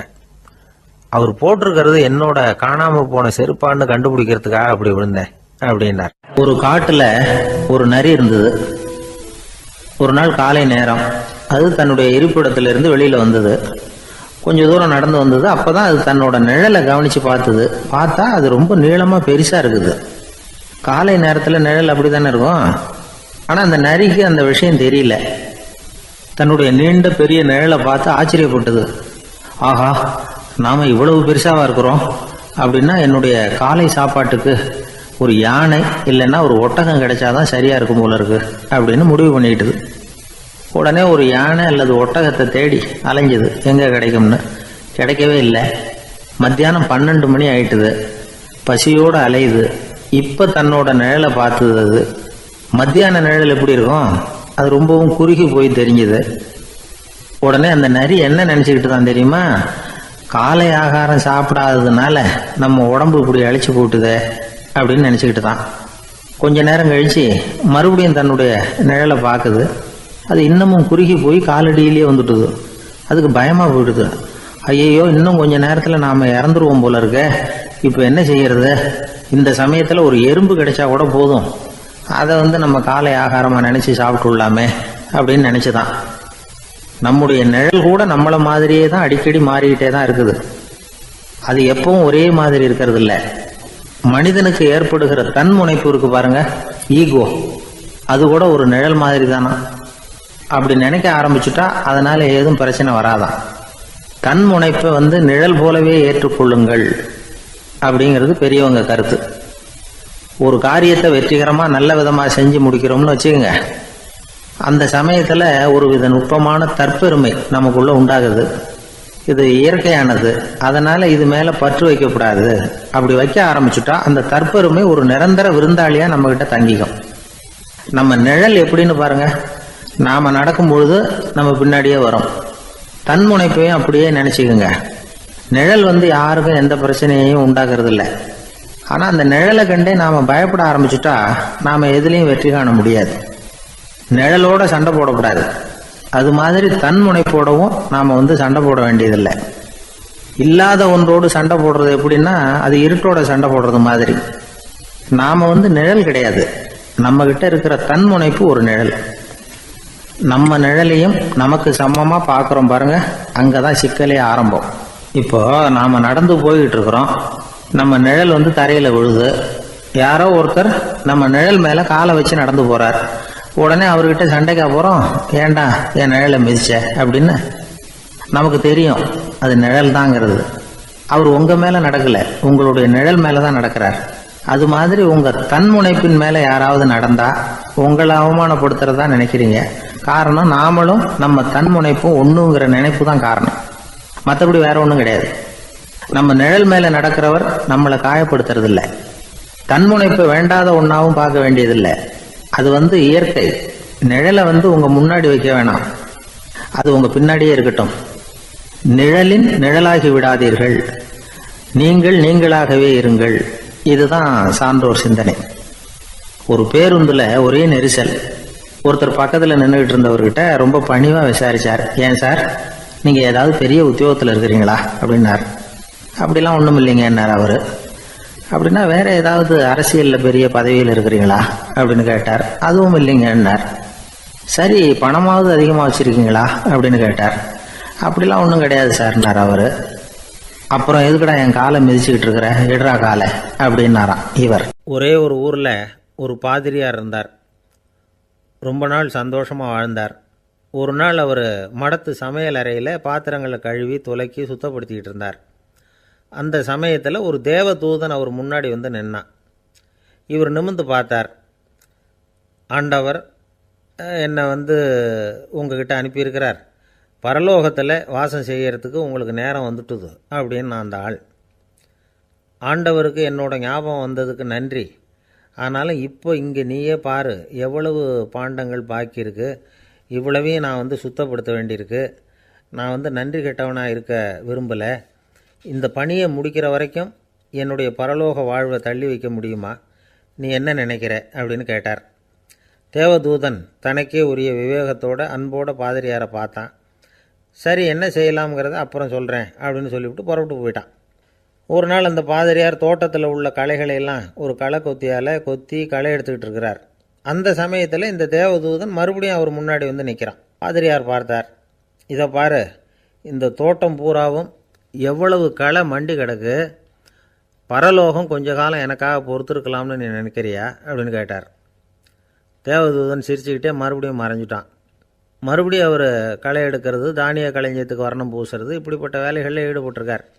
இன்னொரு நாள் ஒரு மருத்துவமனையில் நோயாளிகளை கவனிச்சிக்கிட்டு ரொம்ப தீவிரமாக இருக்கிறார் அந்த பாதிரியார். ஒரு நோயாளியோட தாகத்துக்கு தண்ணீர் கொடுத்துட்டு நிமிர்ந்து பார்க்குறப்போ தேவதூதன் மறுபடியும் அவர் முன்னாடி நிற்கிறான்.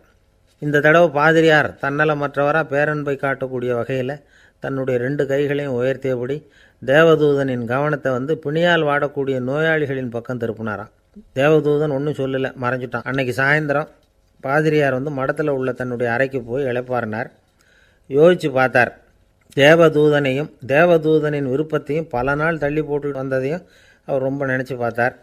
திடீர்னு தான் முதுமை அடைகிறதையும் சோர்வு அடைகிறதையும் உணர்ந்தார். ஆண்டவரை நினச்சார். ஆண்டவரே, உம்முடைய தூதனை மறுபடியும் என்கிட்ட அனுப்புனா நான் சந்திக்கிறதுக்கு ஆவலாக இருக்கேன் அப்படின்னு சொல்கிறப்பவே தேவதூதன் பக்கத்தில் நின்னான். பாதிரியார் நிமிர்ந்து பார்த்தார். நீ இப்போவே என்னை அழைச்சிக்கிட்டு போக விரும்பினா நான் பரலோகத்துக்கு வர்றதுக்கு தயாராக இருக்கேன்னார். தேவதூதன் அந்த பாதிரியாரை அன்போடவும் விவேகத்தோடவும் பார்த்து, நீங்கள் என் கூட பரலோகத்துக்கு வர்ற தயாராக இருக்கிறதா சொல்கிறீங்க, ஆனால் நீங்கள் இது வரைக்கும் வேறு எங்கே இருந்ததா நினைக்கிறீங்க அப்படின்னு. அப்படின்னா இது வரைக்கும் இருந்த இடம்தான் பரலோகம் அப்படிங்கிறத உணர்த்தியிருக்கிறான். பரலோகம்னா என்னென்னு புரிஞ்சுக்கிறதுக்கு இந்த சம்பவம் நமக்கு உதவியாக இருக்குது. தொண்டு செய்கிறத விட பெரிய செயல் வேறு எதுவும் இருக்க முடியாது. அது நம்ம மனசுக்கு கொடுக்குற சுகத்தை வேறு எதுவும் கொடுக்க முடியாது. நாம் தொண்டு செய்கிற இடம் தான் அந்த புண்ணிய இடம். ஆனால் இந்த காலத்துல எல்லாம் நாம் தொண்டு செய்யணும்னு நினச்சி ஏதாவது ஆரம்பித்தா கூட அதை ஒரு மாதிரியாக சுற்றி நின்று வேடிக்கை பார்க்க ஆரம்பிச்சிடுறாங்க. ஒரு பெரியவர் அப்படி தான் ஒரு தொண்டு செஞ்சுக்கிட்டு இருந்தார். ஒரு கோவில் கட்டிக்கிட்டு இருந்தாங்க. அதில் ஒரு இடத்துல ஒரு பலகையை வச்சு ஆணி அடிக்கிற வேலையை செஞ்சுக்கிட்டு இருந்தார் அந்த பெரியவர். ஒரு சின்ன பையன் அதை ரொம்ப ஊக்கமாக அக்கறையாக கவனிச்சிக்கிட்டு இருந்தான். பெரியவர் இதை கவனித்தார். என்னப்பா பார்க்குற, உனக்கும் இது மாதிரி தொண்டு செய்யணும்னு ஆசையாக இருக்கா அப்படின்னு கேட்டார். அதுக்கு அந்த பையன் சொல்கிறான், அப்படி இல்லைங்க, நீங்கள் ஆணி அடிக்கிறப்போ கையில் சுத்தியால் அடிச்சுக்கிட்டா எப்படி துடிப்பீங்க, எப்படி கத்துவீங்கன்னு தெரிஞ்சுக்கிறதுக்காக அதை பார்க்கணும்னு ஆசை, அதுக்காக தான் காத்துக்கிட்டு இருக்கேன் அப்படின்னு நான். சில பேரை இப்படி சொல்கிறது உண்டு. அடுத்தவங்களை அனுசரித்து நடந்துக்க தெரியல, அவன் என்ன சார் மனுஷன் அப்படிம்பாங்க. சக மனிதர்களோடு எப்படி பழகிறது அப்படின்னு தெரியாததுனாலேயே பல பேர் இன்றைக்கி சங்கடப்பட்டுக்கிட்டு இருக்கிறாங்க. வசதி வாய்ப்பெல்லாம் சரியாக இருக்கும், ஆனால் வாழ்க்கை சரியாக இருக்காது. இன்னொருத்தர்கிட்ட எப்படி பேசுறது பழகிறதுங்கிறது தெரியாததுனால தான் இந்த அவஸ்தை. சரி, இந்த அவஸ்தை இல்லாமல் வாழறது எப்படி? இதுக்கு அனுபவசாலிகள் சில வழிமுறைகளை சொல்கிறாங்க. அதெல்லாம் என்னென்னங்கிறத இப்போ தெரிஞ்சுக்குவோம். முதல்ல நம்ம நாக்கு நம்ம கண்ட்ரோலில் இருக்கணும். வார்த்தைகளை கொட்டிவிட்டு அதுக்கப்புறம் அள்ள முடியாமல் கடந்து கஷ்டப்படக்கூடாது. எப்படி பேசுகிறோங்கிறதும் முக்கியம், பேசுகிறப்ப எப்படி முகத்தை வச்சுருக்கிறோங்கிறதும் முக்கியம். அன்பாக பேசினாலும் நல்லாயிருக்கும். அப்படி பேசுகிறப்ப ஆதரவாக அவர் தோள் மேலே ஒரு கையை போட்டுக்கிட்டு பேசினா இன்னமும் நல்லாயிருக்கும். ரெண்டாவது விஷயம், இன்னொருத்தர்கிட்ட பேசுகிறப்போ வாக்குறுதிகளை அள்ளி வீசக்கூடாது. கொடுக்குற வாக்குறுதி குறைச்சலாக இருக்கணும். அப்படி கொடுத்த வாக்குறுதியை கண்டிப்பாக நிறைவேற்றணும். நாம் ஒருத்தரை பாராட்டுறோம் அல்லது அவரை பற்றி அபிப்பிராயம் சொல்கிறோம்னா அது ஆக்கப்பூர்வமாக இருக்கணும். நம்ம பாராட்டு அல்லது விமர்சனம் அடுத்தவருடைய முன்னேற்றத்துக்கு உதவுறது மாதிரி இருக்கணும். நாம் சொல்கிறத கேட்டுட்டு அவன் தலையில் கையை வச்சுட்டு உட்காந்துடக்கூடாது. எப்பவும் உற்சாகமாக இருக்கணும், முகம் அலர்ச்சியாக இருக்கணும். மனுஷன் இருந்தால் வருத்தம், கவலை, ஏமாற்றம் எல்லாம் இருக்க தான் செய்யும். அதெல்லாம் மனசில் இருக்கட்டும். அந்த வருத்தமும் கவலையும் ஏமாற்றமும் சேர்ந்துக்கிட்டு நம்ம முகத்தில் இருக்கிற மலர்ச்சியை மூடி மறைக்கிறதுக்கு நாம் இடம் கொடுத்துடக்கூடாது. எந்த விஷயத்தை பற்றி யாருக்கிட்ட பேசினாலும் வெளிப்படையாக பேசணும், திறந்த மனசோடு பேசணும், மூடி மறைச்சி முன்னு முழுங்கிக்கிட்டு இருக்கக்கூடாது. இன்னொருத்தர்கிட்ட பேசுகிறப்போ விவாதம் பண்ணுங்க, அது தப்பு இல்லை. ஆனால் வாதாடிக்கிட்டு இருக்கக்கூடாது. அதாவது என்ன சொல்கிறாங்கன்னா, டிஸ்கஸ் பண்ணலாம், ஆர்கியூ பண்ணக்கூடாதான். நம்மக்கிட்ட இருக்கிற நல்ல குணங்களை நாம் எடுத்து சொல்லிகிட்டு இருக்கக்கூடாது. அந்த நல்ல குணங்களே நம்மளை பற்றி எடுத்து சொல்லணும், அது மாதிரி நடந்துக்கணும். அதே மாதிரி அடுத்தவங்க கிட்ட உள்ள கெட்ட குணங்களை பற்றி அவசியம் இல்லாமல் நாம் பேச வேண்டியதில்லை. உங்களை பற்றி யாராவது தப்பாக பேசுகிறாங்களா, அப்படி அவங்க பேசுகிறதுல உண்மை இல்லையா அப்படின்னா அதை நீங்கள் பொருட்படுத்த வேண்டியதில்லை, விட்டுடலாம். அது தானாக போயிடும். ஒரு 4-5 பேரோட பேசிக்கிட்டு இருந்தீங்கன்னா எல்லாருக்கும் முக்கியத்துவம் கொடுங்க, யாரையும் அலட்சியப்படுத்தாதீங்க. தமாஷா பேசலாம், ஆனால் அவங்க தமாஷ் அடுத்தவங்களை கேலி பண்ணுறதா இருக்கக்கூடாது. நமக்கு கிடைக்க வேண்டியது கிடைக்கலையே அப்படிங்கிற தவிப்பு நம்மக்கிட்ட இருக்கக்கூடாது, அது தேவையில்லை. உங்கள் செயல்பாடுகள் தெளிவாக இருக்கட்டும், பாராட்டு தானாக அவங்கள தேடிட்டு வரும். இன்னொரு மனுஷனுடைய மனசில் கௌரவமான ஒரு இடத்த பிடிக்கணும்னா நாம் இந்த குணத்தையெல்லாம் நம்மக்கிட்ட வளர்த்துக்கணும். இதெல்லாம் அனுபவசாலிகள் சொல்லியிருக்கிற குறிப்புகள். இந்த குறிப்புகளை சரியாக புரிஞ்சுக்கணும், அது முக்கியம். தப்பாக புரிஞ்சுக்கிட்டா என்ன ஆகும் தெரியுமா? இதை கேளுங்க. ஒருத்தர் வந்தார், சார் அடுத்தவங்க தோள் மேலே கையை போட்டுக்கிட்டு அன்பாக பேசணும்னு சொன்னீங்க, அப்படி தான் பேசினேன். அவர் முதுகை கூட தட்டி கொடுத்தேன், என் வேலை போயிட்டுது சார், வீட்டுக்கு அனுப்பிச்சிட்டாங்க அப்படின்னார். யாருக்கிட்ட அப்படி பேசுனீங்கன்னு கேட்டோம். என் முதலாளிகிட்ட சார் அப்படிங்கிறார் ரொம்ப சோகமாக. ஒருத்தர் ரொம்பவும் மகிழ்ச்சியாக வந்துக்கிட்டு இருந்தார். என்ன விஷயம்னு விசாரித்தேன். நான் தோற்று போயிட்டேன், அதுதான் மனசுக்கு மகிழ்ச்சியாக இருக்குது அப்படின்னார். எனக்கு இது ரொம்ப ஆச்சரியமாக போச்சு. இந்த உலகத்தில் தோற்று போகிறவங்க யாரும் மகிழ்ச்சியாக இருக்கிறதில்ல. அப்படி இருக்கிறப்ப இவர் இப்படி சொல்கிறாரே, எங்கே தோற்று போனீங்கன்னு கேட்டேன். அதுக்கப்புறம் தான் அவர் விவரமாக சொன்னார். என்னோட 5 வயசு குழந்தையோட நான் விளையாடிக்கிட்டு இருந்தேன். அந்த விளையாட்டில் என் குழந்தை ஜெயிச்சு விட்டுது, நான் தோற்று போயிட்டேன் அப்படின்னார் ரொம்ப உற்சாகமாக. நான் யோசித்து பார்த்தேன். அதாவது நாம் சின்ன குழந்தையாக இருக்கிறப்போ எந்த விளையாட்டில் கலந்துக்கிட்டாலும் அதில் நாம் தான் ஜெயிக்கணும்னு ஒரு வெறி நமக்குள்ளே இருக்கும். நம்மளை எதிர்த்து விளையாடுறவர் நல்லவரா கெட்டவரா, பெரியவரா சின்னவரா அப்படிங்கிறதெல்லாம் முக்கியம் கிடையாது. அவர் தோற்று போகணும், நாம் ஜெயிக்கணும், அதுதான் முக்கியம். எதிரியை சந்தோஷப்படுத்த விளையாடுகிற கலை அப்போ நமக்கு தெரியறதில்ல. வாழ்க்கையில் ஒரு பக்குவம் வந்ததுக்கு அப்புறம் வெற்றி பெறணுங்கிற மன அழுத்தம் போயிடுது. போட்டியில் ஜெயிக்கணுங்கிறத விட குழந்தையை சந்தோஷப்படுத்தணுங்கிறது முக்கியமாக போச்சு. ஜெயிக்கணுங்கிற வெறி ஓடி போட்டுது. ஒரு குழந்தையாக இருந்தப்போ நம்ம வளர்ச்சிக்கு உதவிய வெறி பெரியவனானதுக்கு பிறகு நமக்கு எதிரியாக மாறுது. அதை சரியான சமயத்தில் நாம் புரிஞ்சுக்கிட்டோம்னா போதும், நாம் பொழைச்சிக்கலாம். ஒவ்வொரு மனுஷனுமே வாழ்க்கையோட அடுத்த கட்ட வளர்ச்சியில் அடி எடுத்து வைக்கிற நேரத்தில் தன்கிட்ட இருந்து ஏதோ ஒரு குணத்தை அல்லது தன் குணம் இருந்த ஏதோ ஒரு உறவை நாம் இழக்கத்தான் வேண்டியிருக்குது. ஒரு கட்டம் வரைக்கும் உதவியாக இருந்த குணம் அடுத்த கட்டத்துக்கு தடையாக கூட மாறிடலாம். இந்த பரிமாண மாற்றத்துக்கு உள்ளாகிற ஒவ்வொருத்தரும் பிரத்யட்சமாக இதை உணர்றாங்க. ஆனால் பல பேர் எப்படின்னா பழசை திறந்துவிட்டு புதிய கொள்கைகளை உருவாக்கிக்கிறதுக்கு இஷ்டம் இல்லாமல் இருந்துடுறாங்க, அல்லது அப்படி செய்ய முடியாமல் தவிக்கிறாங்க. இதையெல்லாம் மீறி அந்த பழசை திறந்துட்டா அதை இழந்ததால் உண்டாகிற மன அழுத்தம் சில காலத்துக்கு வருத்திக்கிட்டு தான் இருக்கும், வேறு வழி இல்லை. ஆரோக்கியமான ஒரு முன்னேற்றத்துக்காக அந்த மன அழுத்தத்தை தாங்கிக்கத்தான் வேணும் அப்படிங்கிறாரு அந்த உலக புகழ்பெற்ற மேதை ஒருத்தர், இந்த ஸ்காட் பெக் அப்படிங்கிறவர். பிறந்த நாள் முதல் இதுதான் சரி அப்படின்னு கற்பிக்கப்பட்டு வந்த ஒவ்வொரு தத்துவத்தையும் தங்களுடைய வளர்ச்சிக்கு தகுந்த மாதிரி மாற்றி அர்த்தப்படுத்தி கொள்ள முடியாமல் வாழ்க்கை சூழலில் அப்படியே அரைப்பட்டு தூளாகிறவர்கள் தான் ரொம்ப தவிக்கிறாங்களாம். இதுதான் அவருடைய கருத்து. பெரும்பாலும் மனிதர்களுடைய நடுத்தர வயசில், அதாவது 30 தாண்டுகிற சமயத்தில் தான் இந்த தவிப்பு உண்டாகுதான். இதை தான் மேற்கத்திய நாடுகளில் அடிக்கடி மிட் லைஃப் கிரைசிஸ் அப்படின்னு சொல்கிறாங்க. அப்பப்போ பழசையெல்லாம் தொலைச்சி விட்டு புதுசாக பிறக்கிறதுக்கு கற்றுக்கணும். ஒவ்வொரு நிமிஷத்தையும் அந்த நிமிஷத்துக்கு ஏற்ற சித்தாந்தம் கொண்டவர்களாக சந்திப்போம் அப்படிங்கிறார் அந்த உளவியல் நிபுணர். இப்படி பழகிக்கிட்டால் வாழ்க்கை இன்பமயம், இல்லைன்னா தவிப்பு மயம்தான். பழசை தொலைக்க முடியாதவர்களில் எத்தனையோ பேர் உண்டு, எத்தனையோ ரகம் உண்டு. அதில் வேடிக்கையான நண்பர்களும் உண்டு. ஒருத்தர் நண்பர் வீட்டுக்கு போனார். அவர் ஏதோ இனிப்பு பலகாரம் கொடுத்து சாப்பிட சொல்லியிருக்கிறாங்க அவங்க வீட்டில். இவர் சாப்பிட்டு பார்த்துட்டு சொன்னாராம், சார் 6 மாதத்துக்கு முன்னாடி ஒரு தடவை இங்கே வந்தேன், அப்போது ஒரு இனிப்பு பலகாரம் கொடுத்தீங்க, அது இதை விட நல்லா இருந்தது சார் அப்படின்னாராம். அப்போ செஞ்ச அதே இனிப்பு பலகாரம் தான் சார் இதுவும் அப்படின்னாராம் அவர். ஏங்க எங்கே போயிட்டு வரீங்க அப்படின்னு கேட்டேன். எனக்கு வேண்டப்பட்ட ஒருத்தரை பார்த்து. ஆஸ்பத்திரிக்குன்னார். எந்த ஆஸ்பத்திரிக்குன்னே? மாட்டு ஆஸ்பத்திரிக்குன்னார்.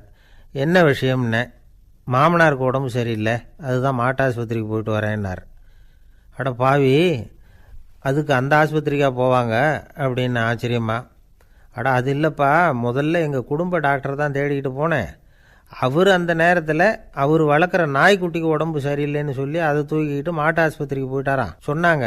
அதனால் அங்கே போய் அவரை சந்தித்து விஷயத்தை சொல்லிவிட்டு வர்றேன்னார். அப்புறம் தான் எனக்கு கொஞ்சம் நிம்மதியாக இருந்தது. பொதுவாக நமக்கு தெரிஞ்ச வரையில் டாக்டர்கள் 2 வகை. நமக்கு வைத்தியம் பண்ணுற டாக்டர்கள் ஒரு வகை, நம்மக்கிட்ட இருக்கிற ஆடு மாடு கோழிக்கு வைத்தியம் பண்ணுற டாக்டர்கள் ஒரு வகை. இப்போ தான் எனக்கு தெரியும் இன்னொரு வகையான டாக்டர்களும் உண்டுங்கிறது. அது யாருன்னா பூச்சிகளுக்கு வைத்தியம் பண்ணுற டாக்டர்கள், அதாவது பூச்சி டாக்டர்கள். வெளிநாடுகளில் அப்படிலாம் கூட சில பேர் இருக்கிறாங்க. பிரிட்டனில் யார்க்ஷயர் வட்டாரத்தில் ராதர்ஹாம் அப்படின்னு ஒரு ஊர். அங்கே ஒரு விலங்கியல் மருத்துவர், பேர் டாக்டர் லான்ஸ் ஜெப்சன். அவர் ஆஸ்பத்திரி வாசலில் பார்த்தீங்கன்னா தினமும் நிறைய பேர் நின்றுக்கிட்டு இருப்பாங்க. கையில் கண்ணாடி குடுவை, தகர டப்பா இப்படி ஏதாவது இருக்கும். அதுக்குள்ளே ஏதாவது பூச்சிகள் இருக்கும். அதுக்கு வைத்தியம் பண்ணுறதுக்காக வந்தவங்க தான் அவங்கெல்லாம். சிலந்தி பூச்சி, பல்லி, தேளு, பாம்பு இப்படி ஏதாவது இருக்கும். பொழுதுபோக்காக சில பேர் நாய், பூனை, கிளி, மைனா, புறா இப்படி ஏதாவது வளர்க்குறாங்கல்ல, அது மாதிரி இப்போல்லாம் தேளு, பல்லி, பாம்பு, பூச்சி இதையெல்லாம் வளர்க்க ஆரம்பிச்சிட்டாங்களாம்.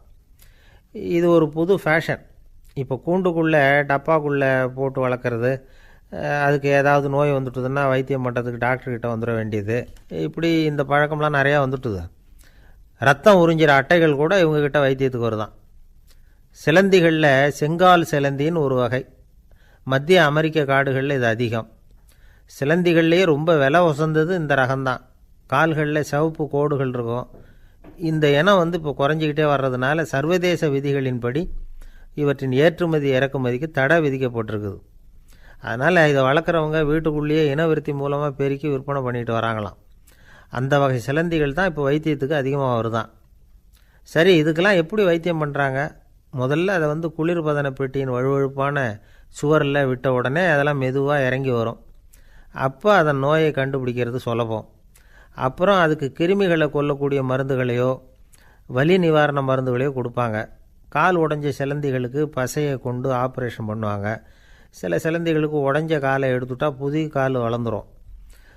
சிலந்திகளை மனிதர்கள் கையில் எடுக்கிறப்போ அது பயந்து போய் கீழே குதிக்குது, அதனால் கால் உடஞ்சி விடுது, இல்லைன்னா வயிறு சேதமடையுது. அந்த நிலைமையில் வர்ற சிலந்திகளுக்கு மயக்க மருந்து கொடுத்து ஆப்ரேஷன்லாம் கூட பண்ணுறாங்களாம். பார்த்தீங்களா பூச்சிகளுக்கு வந்த வாழ்வே. நம்ம ஊர்லேயும் வீடுகளில் பூச்சிகள் வளர்க்குறது உண்டு. ஒருத்தர் வந்தார், எனக்கு 3000 கரப்பாம்பூச்சி அவசரமாக தேவைப்படுது, எங்கே கிடைக்கும்னு கேட்டார். கரப்பாம்பூச்சியா? அது என்னத்துக்குன்னு கேட்டோம். அது வேறு ஒன்றும் இல்லை, நான் குடியிருக்கிற வாடகை வீட்டை காலி பண்ண போகிறேன். வீட்டு சொந்தக்காரர் என்ன சொல்கிறாருன்னா, இந்த வீட்டுக்கு நான் குடி வந்தப்போ எப்படி இருந்ததோ அதே நிலைமையில் விட்டுட்டு போகணும்னு வீட்டுக்காரர் சொல்லியிருக்கிறார், அதனால தான் கேட்டேன் அப்படின்னார். ஒரு நண்பர் இருக்கார், எப்போ பார்த்தாலும் கையில் ஒரு புத்தகம் இருக்கும். புத்தகம் இல்லாமல் எங்கேயும் புறப்பட மாட்டார். எதுக்காக இப்படி எடுத்துகிட்டு போகிறீங்க அப்படின்னு கேட்டால், எனக்கு இது ஒரு நல்ல நண்பன் மாதிரி, இந்த காலத்தில் எங்கே போனாலும் காத்திருக்க வேண்டியிருக்கு, அது மாதிரி சமயத்தில் நான் நண்பன் கூட பேசிக்கிட்டு இருப்பேன் அப்படிம்பாரான். ஒருத்தர் ஒரு பெரிய அரச பதவியில் இருந்தார். அவர் பதவியிலேருந்து இறங்க வேண்டிய சூழ்நிலை. அரசு கொடுத்துருந்த வீட்டை விட்டுட்டு வெளியில் வர்றார். வரும்பொழுது 2 கையிலையும் 2 பெட்டியை எடுத்துகிட்டு வந்தாராம். சார், உங்களுடைய உடைமைகள் அப்படின்னு கேட்குறாங்க அங்கே இருந்த ஊழியர்கள். இவர் தன்னுடைய கையில் இருக்கிற பெட்டியை காட்டி, இதுதான் என்னுடைய சொத்து அப்படின்னாராம். ஒரு பெட்டியில் அவருடைய உடைகள், இன்னொரு பெட்டியில் அவர் விரும்பி படிக்கிற புத்தகங்கள், அவ்வளவுதான். இதுதான் இருந்துதான். புத்தகம் படிக்கிறது மனசுக்கு நல்லதுங்கிறது நமக்கு தெரியும். புத்தக வாசிப்பு உடம்புக்கும் நல்லதுங்கிறாங்க. அது நமக்கு ஆச்சரியமாக தான் இருக்குது. ஒரு நபர் ஒரு வருஷத்தில் சராசரியாக 2000 பக்கங்களை படிச்சிருக்கணுமா, யுனெஸ்கோ பரிந்துரை. ஆனால் நம்ம நாட்டில் நாம் சராசரியாக படிக்கிறது 32 பக்கங்கள், அவ்வளவுதான். இவ்வளவுக்கு நம்ம நாட்டில் 6000த்துக்கும் மேற்பட்ட நாளேடுகள், 2000த்துக்கும் மேற்பட்ட இதழ்கள், மலர்கள் இவ்வளவு இருந்தும் சரியாக வரல. இந்த உலகத்தில் முதல் நூலகம் எங்கே எப்போ ஆரம்பமாச்சு தெரியுமா? கிமு 2500ஆம் ஆண்டில் அது ஆரம்பமாயிருக்குது. பாபிலோனியாவில் அமில் அணு அப்படிங்கிற அரசன் தான் நூலகத்தை உருவாக்கி இருக்கிறான். அப்போல்லாம் தாள் கிடையாது, களிமண் தான். களிமண் பலகைகளில் எழுதி அது தொகுத்து அப்படியே நூலாக்கி அதை நூலகத்தில் வச்சுருப்பாங்களாம். அரசருடைய நூலகத்தில் 1000த்துக்கும் மேற்பட்ட நூல்கள் இருந்ததாக வரலாற்று குறிப்பு இருக்குது. அது மட்டும் இல்லை, அந்த நூலகத்தில் பொருள் வாரியாக, அதாவது சப்ஜெக்ட் வாரியாக புத்தகங்களை வகைப்படுத்தி வச்சுருந்தாங்களாம். அதில் மிச்சம் இருந்த ஒரு 25 களிமண் பலகை புத்தகங்கள் இன்றைக்கும் பிரிட்டிஷ் அருங்காட்சியகத்தில் இருக்குதான். அச்சு தாள் இதெல்லாம் ஏற்பட்டதுக்கு அப்புறம் அமைக்கப்பட்டது தான் பிரான்சில் இருக்கக்கூடிய பாரிஸ் நூலகம். 1480 பிரெஞ்சு மன்னர் 11ஆம் லூயி இந்த நூலகத்தை அமைச்சாராம். ஆனால் அப்போல்லாம் அரசர்கள் மட்டும்தான் நூலகத்தை பயன்படுத்த முடியுமா.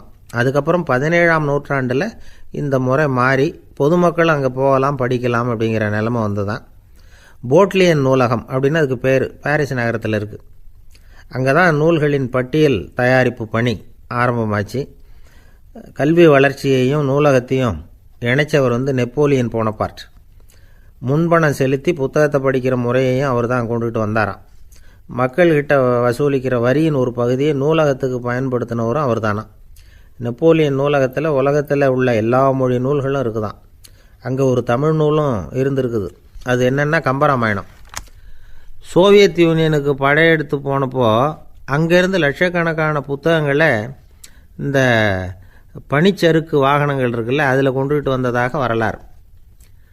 அடுத்தபடியாக குறிப்பிட்டு சொல்லத்தக்க நூலகம் எதுன்னா பிரிட்டிஷ் நூலகம். மிக பழைய கையெழுத்து பிரதியெல்லாம் கூட அங்கே இருக்குது. 1753 ஆரம்பமாச்சு.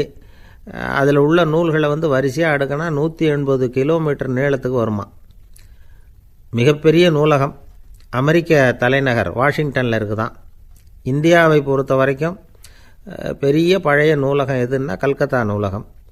எல்லா இந்திய மொழி நூல்களும் இங்கே உண்டு. மகாகவி பாரதியார் நடத்தின இந்தியாங்கிற இதழின் எல்லா பிரதிகளும் அங்கே பாதுகாப்பாக இருக்குது. படிக்கும் பழக்கம் இங்கே வளர வேண்டியிருக்குது. ஒருத்தர்கிட்ட ஒரு புஸ்தகத்தை கொடுத்து விமர்சனம் எழுத சொல்லியிருந்தாங்க. கொஞ்ச நாள் கழித்து அவரை போய் பார்த்து, என்னங்க புஸ்தகத்தை படித்து பார்த்தீங்களா அப்படின்னு கேட்டாங்களாம். இதுக்கு அவர் சொல்லியிருக்கிறார், இன்னும் நான் படித்து பார்க்கலிங்க, இப்போ தானே விமர்சனமே எழுதி முடிச்சிருக்கிறேன், இனிமே தான் படிக்கணும் அப்படின்னாராம். ஒரு தந்தை தன்னோட பிள்ளைய ரொம்ப தைரியசாலியாக வளர்க்கணும்னு ஆசைப்பட்டார்.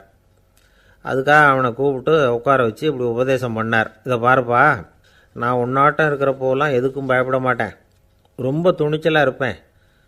ஒரு நாள் ஒரு அப்பாவி எலியை ஒரு பூனை துரத்திட்டு ஓடிச்சு. நான் உடனே என்ன செஞ்சேன் தெரியுமா? அந்த பூனையை பிடிச்சேன், அது வாலில் ஒரு பட்டாசு சரத்தை கட்டினேன், கொளுத்தி விட்டேன், படபடன்னு வெடிக்க ஆரம்பிச்சுட்டுது. அது துள்ளிக்கிட்டு அங்கேயும் இங்கேயும் ஓடி இருக்கு பாரு ஓட்டம், ரொம்ப தமாஷு அப்படின்னார் அப்பா. இப்படி சொல்லிவிட்டு பையனை பார்த்து, இதை கேட்குறதுக்கு உனக்கும் துணிச்சல் வருதா, நான் என்னுடைய செயலை நீ கேட்குறப்போ உனக்கு துணிச்சல் வருதா அப்படின்னு கேட்டார். வருதுன்னா பையன். எப்படின்னா அப்படிங்கிற விவரத்தையும் சொன்னான் அவன். அதாவது எலியை விரட்டினத்துக்காக பூனை வாலில் பட்டாசு கொளுத்துனீங்க நீங்கள், பூனையை விரட்டினத்துக்காக உங்கள் கழுத்தில் பட்டாசு சரத்தை மாட்டினா என்னென்னு தோணுது எனக்கு அப்படின்னு நான் பையன். பையனோட துணிச்சல் அப்பாவே நடுங்க வச்சுட்டுது. அது சரி, ஒரு அப்பா பிள்ளைக்கு இப்படியா உபதேசம் பண்ணுறது? எல்லாருக்கிட்டையும் அன்பாக பழகிறது எப்படி அப்படின்னு சொல்லி கொடுக்கணும். பிஞ்சு உள்ளங்களில் நஞ்சை தூவலாமா? ஒரு நாள் விநாயகர் ஒரு பூனையோடு விளையாடிக்கிட்டு இருந்தாராம். அப்படி ஆசையாக விளையாடிக்கிட்டு இருந்தப்போ அவரோட கை நகம் தவறுதெல்லாம் பூனையோட முகத்தில் பட்டுட்டு தான். அது ஒரு சின்ன கீரெல்லாம் உண்டாகி விட்டுது. அப்பா அவர் அதை ஒரு பெருசாக நினைக்கல. கொஞ்ச நேரத்துக்கு அப்புறம் விநாயகர் வீட்டுக்கு வந்தார். அவங்க அம்மா பார்வதி தேவியை பார்த்தார். பார்வதி தேவி கன்னத்தில் விரலால் கீறினது மாதிரி ஒரு அடையாளம் இருந்தது. விநாயகருக்கு அதிர்ச்சி, ஆச்சரியம். நம்ம அம்மா இந்த உலகத்துக்கே தாயார், அப்பேற்பட்ட அவங்க முகத்திலேயே கீறலை உண்டாக்கக்கூடியவங்க யாராக இருக்க முடியும் அப்படின்னு யோசனை பண்ணார். தாயே, உன்னுடைய கன்னத்தில் இந்த வடு எப்படிம்மா ஏற்பட்டதுன்னு கேட்டார். குழந்தாய், இது நீ செஞ்ச காரியம்தான்ப்பா, உன்னுடைய கை நகம் கீறினதுனால ஏற்பட்ட வடு தான் இது அப்படின்னாங்க அவங்க. விநாயகர் திடுக்கிட்டு போட்டார். எப்படிம்மா அது? நான் எந்த காலத்துலேயும் ஒன்று அப்படி கீறினதாக எனக்கு நினைவு இல்லையே அப்படின்னார். இன்னைக்கு காலையில் ஒரு பூனையை கீறினதை நீ மறந்துட்டியா அப்படின்னாங்க அந்த அம்மா. விநாயகர் திகைச்சு போய் நின்னார். பார்வதி தேவி சொன்னாங்க, இதை பாருப்பா, இந்த உலகத்தில் இருக்கக்கூடிய எல்லா உயிர்கள்லேயும் நான் இருக்கிறேன். நான் தான் இந்த உலகமாக ஆகியிருக்கிறேன். ஆகையினால நீ யாரை துன்புறுத்தினாலும் அது உண்மையிலேயே என்ன துன்புறுத்தினதாக தான் வந்து முடியும் அப்படின்னாங்க. விநாயகர் மனசுக்குள்ளே ஒரு வெளிச்சம் ஏற்பட்டு தான். அதுக்கப்புறம் அவர் யாரையுமே கல்யாணம் பண்ணிக்காததுக்கு அதுதான் காரணமாக. இந்த உலகத்தில் எல்லாரையும், இங்கே இருக்கிற எல்லாத்தையும் தாயின் வடிவமாக அவர் பார்க்க ஆரம்பிச்சிட்டாராம். குருதேவர் ராமகிருஷ்ணர் இந்த கதையை எடுத்து சொல்லியிருக்கிறார். நபிகள் நாயகம் ஒரு தடவை ஒரு நாற்காலியில் உட்காந்து என்னமோ யோசனை பண்ணிகிட்டு இருந்திருக்கிறார். அப்போ அவரோட உடையில் ஒரு கீழ்ப்பகுதி தரையில் படிஞ்சு கிடந்திருக்குது. அங்கே விளையாடிக்கிட்டு இருந்த ஒரு பூனை அது மேலே வந்து படுத்து தூங்கி போச்சு. தொழுகை செய்ய வேண்டிய நேரம் வந்துட்டது. நபிகள் நாயகம் எழுந்திருக்க பார்த்தார். அப்போ தான் பூனை தன்னோட உடை மேலே படுத்து தூங்கிட்டு இருக்கிறது கண்ணில் படுது. பூனையோட தூக்கத்தை கலைக்க விரும்பல அவர். தன்னுடைய சகோதரியை கூப்பிட்டார். ஒரு கத்திரிக்கோள் எடுத்துகிட்டு வர சொன்னார். பூனை படுத்திருந்த உடைப்பகுதி மட்டும் இருக்குல்ல, அதை மட்டும் அதோட கத்திரிச்சு விட்டுட்டு அதுக்கப்புறம் அவர் எழுந்திரிச்சு தொழுகைக்கு போனாராம். அதாவது பிற உயிர்கள்கிட்ட எப்படி அன்பு காட்டணுங்கிறத பெரியவங்க எவ்வளவோ விதத்தில் நமக்கு எடுத்து காட்டியிருக்கிறாங்க. இருந்தாலும் எத்தனை பேர் மனசில் அதெல்லாம் உரைச்சிருக்குது. நாமளும் நம்ம ட்ரெஸ்ஸு மேலே ஒரு பூனை படுத்திருந்தா ஒரு கத்திரிக்கோலை தான் தேடுவோம், எடுத்துக்கிட்டு வர சொல்லுவோம். துணியை வெட்டுறதுக்கு பதிலாக இல்லை அதோட வாழை வெட்டினா என்ன அப்படின்னு தோணும். ஒரு ஆள் ரொம்ப பிரியமாக ஒரு பூனையை ஆற்றுல குளிப்பாட்டிக்கிட்டு இருந்தானா. எப்படி? அந்த பூனையை ஆற்று தண்ணியில் அமுக்கி அமுக்கி குளிப்பாட்டிக்கிட்டு இருக்கிறான். அந்த வழியாக போன பெரியவர் ஒருத்தர் இதை பார்த்தார். இதை பார்ப்பா, பூனையை அது மாதிரி ஆற்று தண்ணியில் அமுக்கி குளிப்பாட்டாத, மூச்சு திணறி செத்து போடும் அப்படின்னு அட்வைஸ் பண்ணார். நீ போய் அவன் வேலையை பார்த்துக்கிட்டு, எனக்கு எல்லாம் தெரியும்னா இவன். சரின்னு அவர் போயிட்டார். கொஞ்ச நேரம் கழித்து அவரே அந்த வழியாக திரும்பி வந்துக்கிட்டு இருந்தார். ஆற்றுல பூனையை குளிப்பாட்டிக்கிட்டு இருந்தவன் அழுதுகிட்டு உட்காந்துருக்கிறான். பக்கத்தில் அந்த பூனை செத்து கிடக்குது. இதை பார்த்தார் பெரியவர். நான் தான் அப்போவே சொன்னேனே அந்த பூனையை ஆற்றுல நினைக்காதேன்னு. அதை கேட்டு